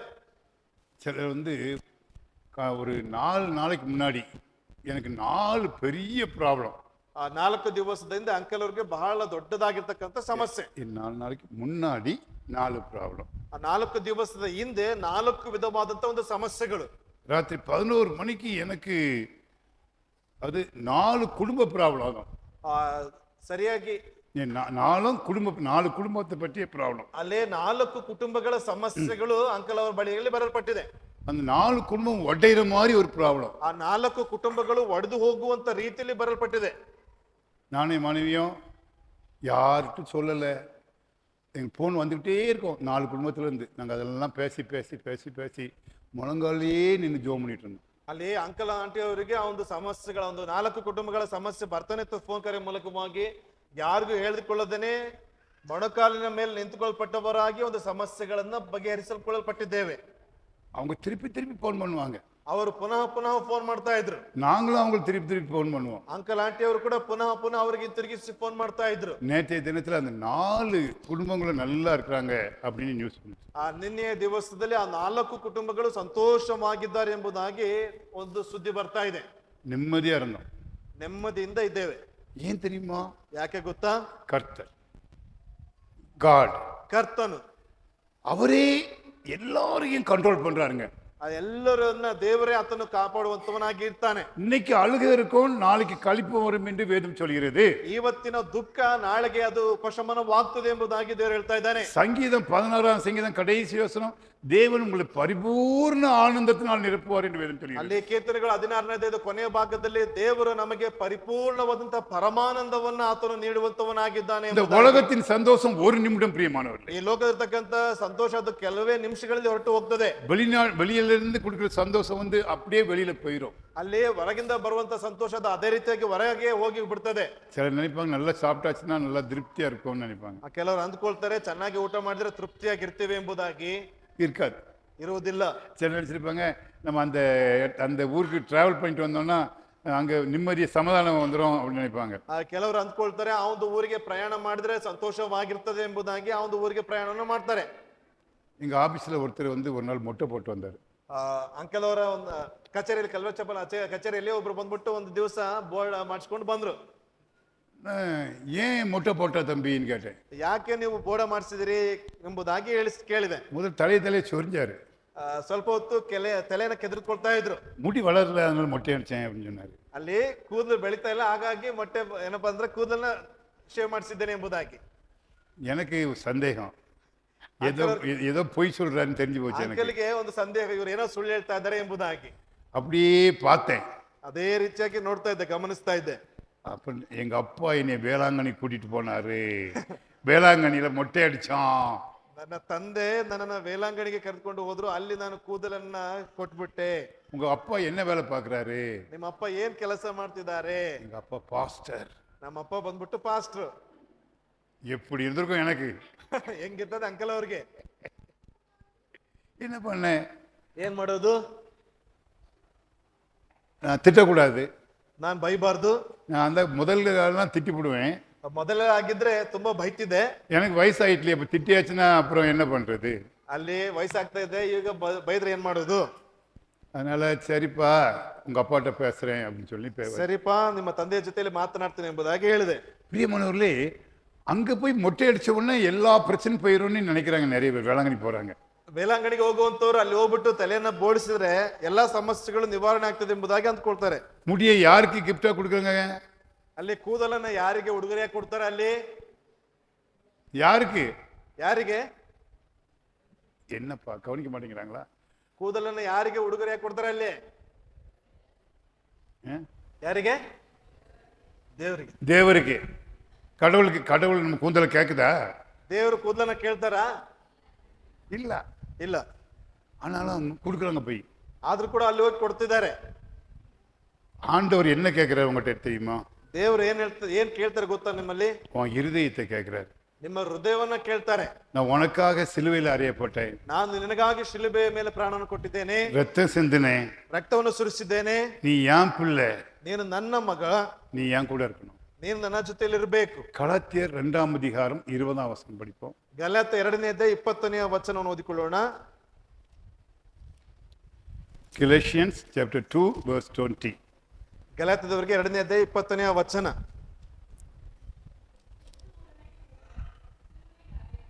ம் ம் ம் ம் ம் ಕ್ರಿಸ್ತನೊಂದಿಗೆ ಶಿಲುಬೆಗೆ ಹಾಕಿಸಿಕೊಂಡವನಾಗಿದ್ದೇನೆ. ಇನ್ನು ಜೀವಿಸುವವನು ನಾನಲ್ಲ, ಕ್ರಿಸ್ತನು ನನ್ನಲ್ಲಿ ಜೀವಿಸುತ್ತಾನೆ. ಈಗ ಶರೀರದಲ್ಲಿರುವ ನಾನು ಜೀವಿಸುವುದು ಹೇಗೆಂದರೆ ದೇವಕುಮಾರನ ಮೇಲಣ ನಂಬಿಕೆಯಲ್ಲಿಯೇ. ಆತನು ನನ್ನನ್ನು ಪ್ರೀತಿಸಿ ನನಗೋಸ್ಕರ ತನ್ನನ್ನು ಒಪ್ಪಿಸಿಬಿಟ್ಟನು. எனக்குள்ள யார் ஜீவிக்கிறது? ನಮ್ಮೊಳಗೆ ಯಾರು ಜೀವಿಸ್ತಾ ಇದ್ದಾರೆ? சொல்லுங்க. ಯಾರು ಜೀವಿಸ್ತಾ ಇದ್ದಾರೆ? ஏசப்பா ஜீவிக்கிறார். ಯೇಸು ಸ್ವಾಮಿ ಜೀವಿಸ್ತಾ ಇದ್ದಾರೆ. ನಾನು ಅವரோடு சிலுவையில் அறையப்பட்டேன், ನಾನು ಆತನೊಂದಿಗೆ ಶಿಲುಬೆಗೆ ಹಾಕಿಸಿಕೊಳ್ಳಲ್ಪಟ್ಟಿದ್ದೇನೆ. அடிக்கடி இந்த வசனத்தை நம்ம நினைவு கூறணும். ಆಗಾಗ ಈ ಒಂದು ವಚನವನ್ನು ನಾವು ಜ್ಞಾಪಕ ಮಾಡ್ಕೊಳ್ಬೇಕು. இந்த உலகத்தில் நான் வாழ்றது இயேசு கிறிஸ்துக்காக. ಈ ಲೋಕದಲ್ಲಿ ನಾನು ಜೀವಿಸುವಂತದ್ದು ಯೇಸು ಕ್ರಿಸ್ತನಿಗಾಗಿ. இது கடைசியாக ஒரு காரியத்தை சொல்லி முடிக்கிறேன். ಕೊನೆಗೆ ಒಂದು ಕಾರ್ಯವನ್ನು ಹೇಳಿ ಮುಗಿಸ್ತೇನೆ.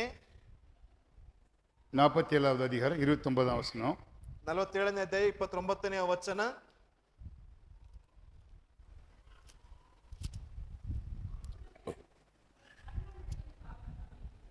இஸ்ரவேல் மரண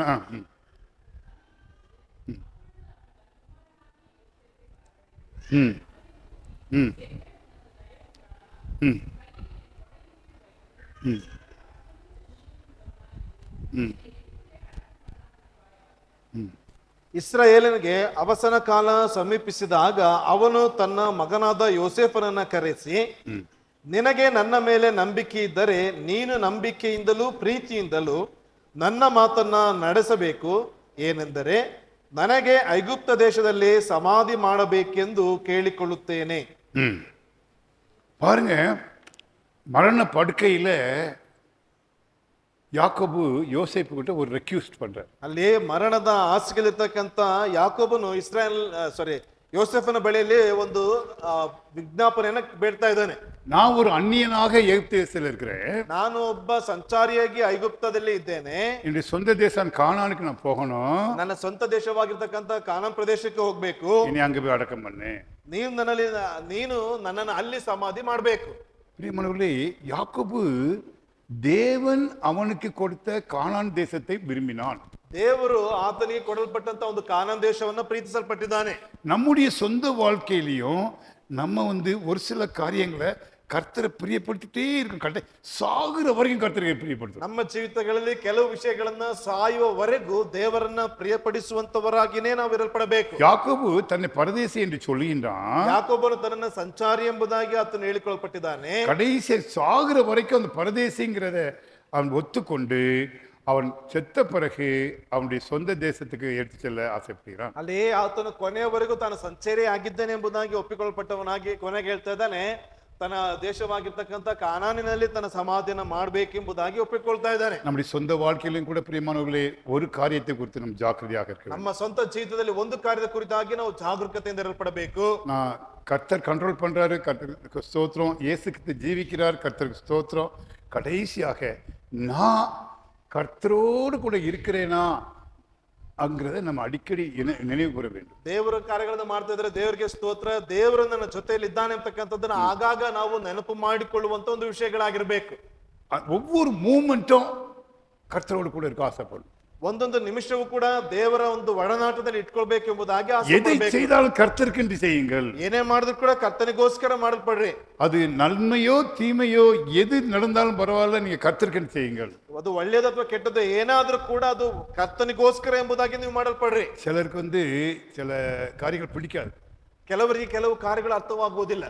அப்போ நம்ம அதிகாரிகள் அவங்க செய்யற அவங்களுக்கு கீழ்ப்படி செஞ்சுதான் ஆகணும். ಅವರು ಅಧಿಕಾರಿಗಳಾಗಿರುವಂತಹ ಸಂದರ್ಭದಲ್ಲಿ ಅವರಿಗೆ ವಿಧೇಯರಾಗಿನೇ ನಾವು ನಡೆಯಬೇಕು. பைபிள்ல போட்டிருக்கு அதிகாரிகள் கீழ்ப்படிகள் போட்டிருக்கு, ಸತ್ಯವೇದದಲ್ಲಿ ಬರೆಯಲ್ಪಟ್ಟಿದೆ ಅಧಿಕಾರಿಗಳಿಗೆ ವಿಧೇಯರಾಗಿರಿ ಎಂಬುದಾಗಿ. ஆக நம்ம செஞ்சுதான் ஆகணும். ಹಾಗಾಗಿ ನಾವು ಅದನ್ನ ಮಾಡೇ ಆಗ್ಬೇಕು. மற்றபடி கர்த்தர் பார்த்துக்கிட்டு கர்த்தர் கையில் கொடுத்துரும் ரிசல்ட். ಅದಾದ ನಂತರದಲ್ಲಿ ದೇವರು ಮಾಡಿ ಮುಗಿಸ್ತಾನೆ ಎಂಬುದಾಗಿ ದೇವರ ಕೈಗಳಲ್ಲಿ ಒಪ್ಪಿಸಿಕೊಡ್ಬೇಕು. நானே செய்வேன், நானே பார்ப்பேன், அந்த இதெல்லாம் இருக்கக்கூடாது. தேவனுடைய ನಾನೇ ಮಾಡ್ತೀನಿ, ನಾನೇ ಮಾಡಿ ಮುಗಿಸ್ತೇನೆ ಎಂಬುದಾಗಿ ನಮ್ಮ ಕೈಗಳಲ್ಲಿ ಇಟ್ಟುಕೊಳ್ಳುವಂತದ್ದಲ್ಲ. இன்னைக்கு 5 பாயிண்ட் பார்த்தோம். ಇವತ್ತಿಗೆ 5 ಅಂಶಗಳನ್ನು ನೋಡಲ್ಪಟ್ಟಿದ್ದೇವೆ. இந்த 5 பாயிண்ட் நான் திருப்பி சொல்லிட்டு நான் முடிக்கிறேன். ಪುನಃ ಈ 5 ಅಂಶಗಳನ್ನು ಹೇಳ್ಬಿಟ್ಟು ನಾನು ಮುಗಿಸ್ತೇನೆ. முதல்ல நம்முடைய be happy, be honest about your journey. உங்கள் பயணத்தை பற்றி புரிந்து கொள்ளுங்கள், நேர்மையாக இருங்கள். ನಿಮ್ಮ ಪ್ರಯಾಣದ ಬಗ್ಗೆ ನೀವು ಯಾವಾಗಲೂ ಪ್ರಾಮಾಣಿಕ ಉಳ್ಳವರಾಗಿ ಕಾಣಿಸಿಕೊಳ್ಳ್ರಿ. நாங்க பெர்மனண்டா குடியிருக்க போறவங்க எல்லாம் டெம்பரரிங்கிறத அடிக்கடி நினைவு கூறுங்கள். ನಾವು ಶಾಶ್ವತವಾಗಿ ಇಲ್ಲಿರುವಂತವರಲ್ಲ, ನಾವು ಏನಪ್ಪಾ ಅಂತಂದ್ರೆ ಸಂಚಾರಿಗಳಾಗಿರುತ್ತೇವೆ ಎಂಬುದಾಗಿ ಅರ್ಥ ಮಾಡಿಕೊಳ್ಳ್ರಿ. மற்றவர்களுக்கு ஆசீர்வாதமாக இருங்கள். 3வது பாயிண்ட். ಅಲ್ಲಿ ಮೂರನೇದಾಗಿ ಇತರರಿಗೆ ಆಶೀರ್ವಾದಗಳಾಗಿ ನೀವು ಕಾಣಲ್ಪಡ್ರಿ. சில பாடுகளுக்கு வரும்போது பாடுகளை சந்தோஷமாக மாற்றிக்கொள்ளுங்கள். ಅಲ್ಲಿ ಕಷ್ಟಗಳು ಬರುವಂತ ಸಮಯದಲ್ಲಿ ಅದನ್ನ ಸಂತೋಷವಾಗಿ ಒಪ್ಪಿಕೊಳ್ಳುವಂತವರಾಗಿರ್ರಿ. கடைசியாக நம் முடிவு சமாதானம் உள்ள முடிவாக மாறட்டும். ಕೊನೆಯ ಒಂದು ಅಂತ್ಯ ಅದು ಸಂತೋಷವುಳ್ಳದಾಗಿ ಅದು ಮುಗಿಸಲ್ಪಡಬೇಕು. ஜெபிக்கலாம், ಪ್ರಾರ್ಥನೆ ಮಾಡಿಕೊಳ್ಳೋಣ. அன்புள்ள ஆண்டவரே, எங்களுடைய வாழ்க்கையில ஒரு யாக்கோபை போல பரதேசிங்கிறத ஒத்துக்கொண்டு பரதேசியாக வாழ எங்களுக்கு கிருபை தாரும். அது ஒவ்வொருவரையும் ஆசீர்வதியும். இயேசுக்கு திரும்ப கேட்கணும் தகப்பனே, ஆமென்.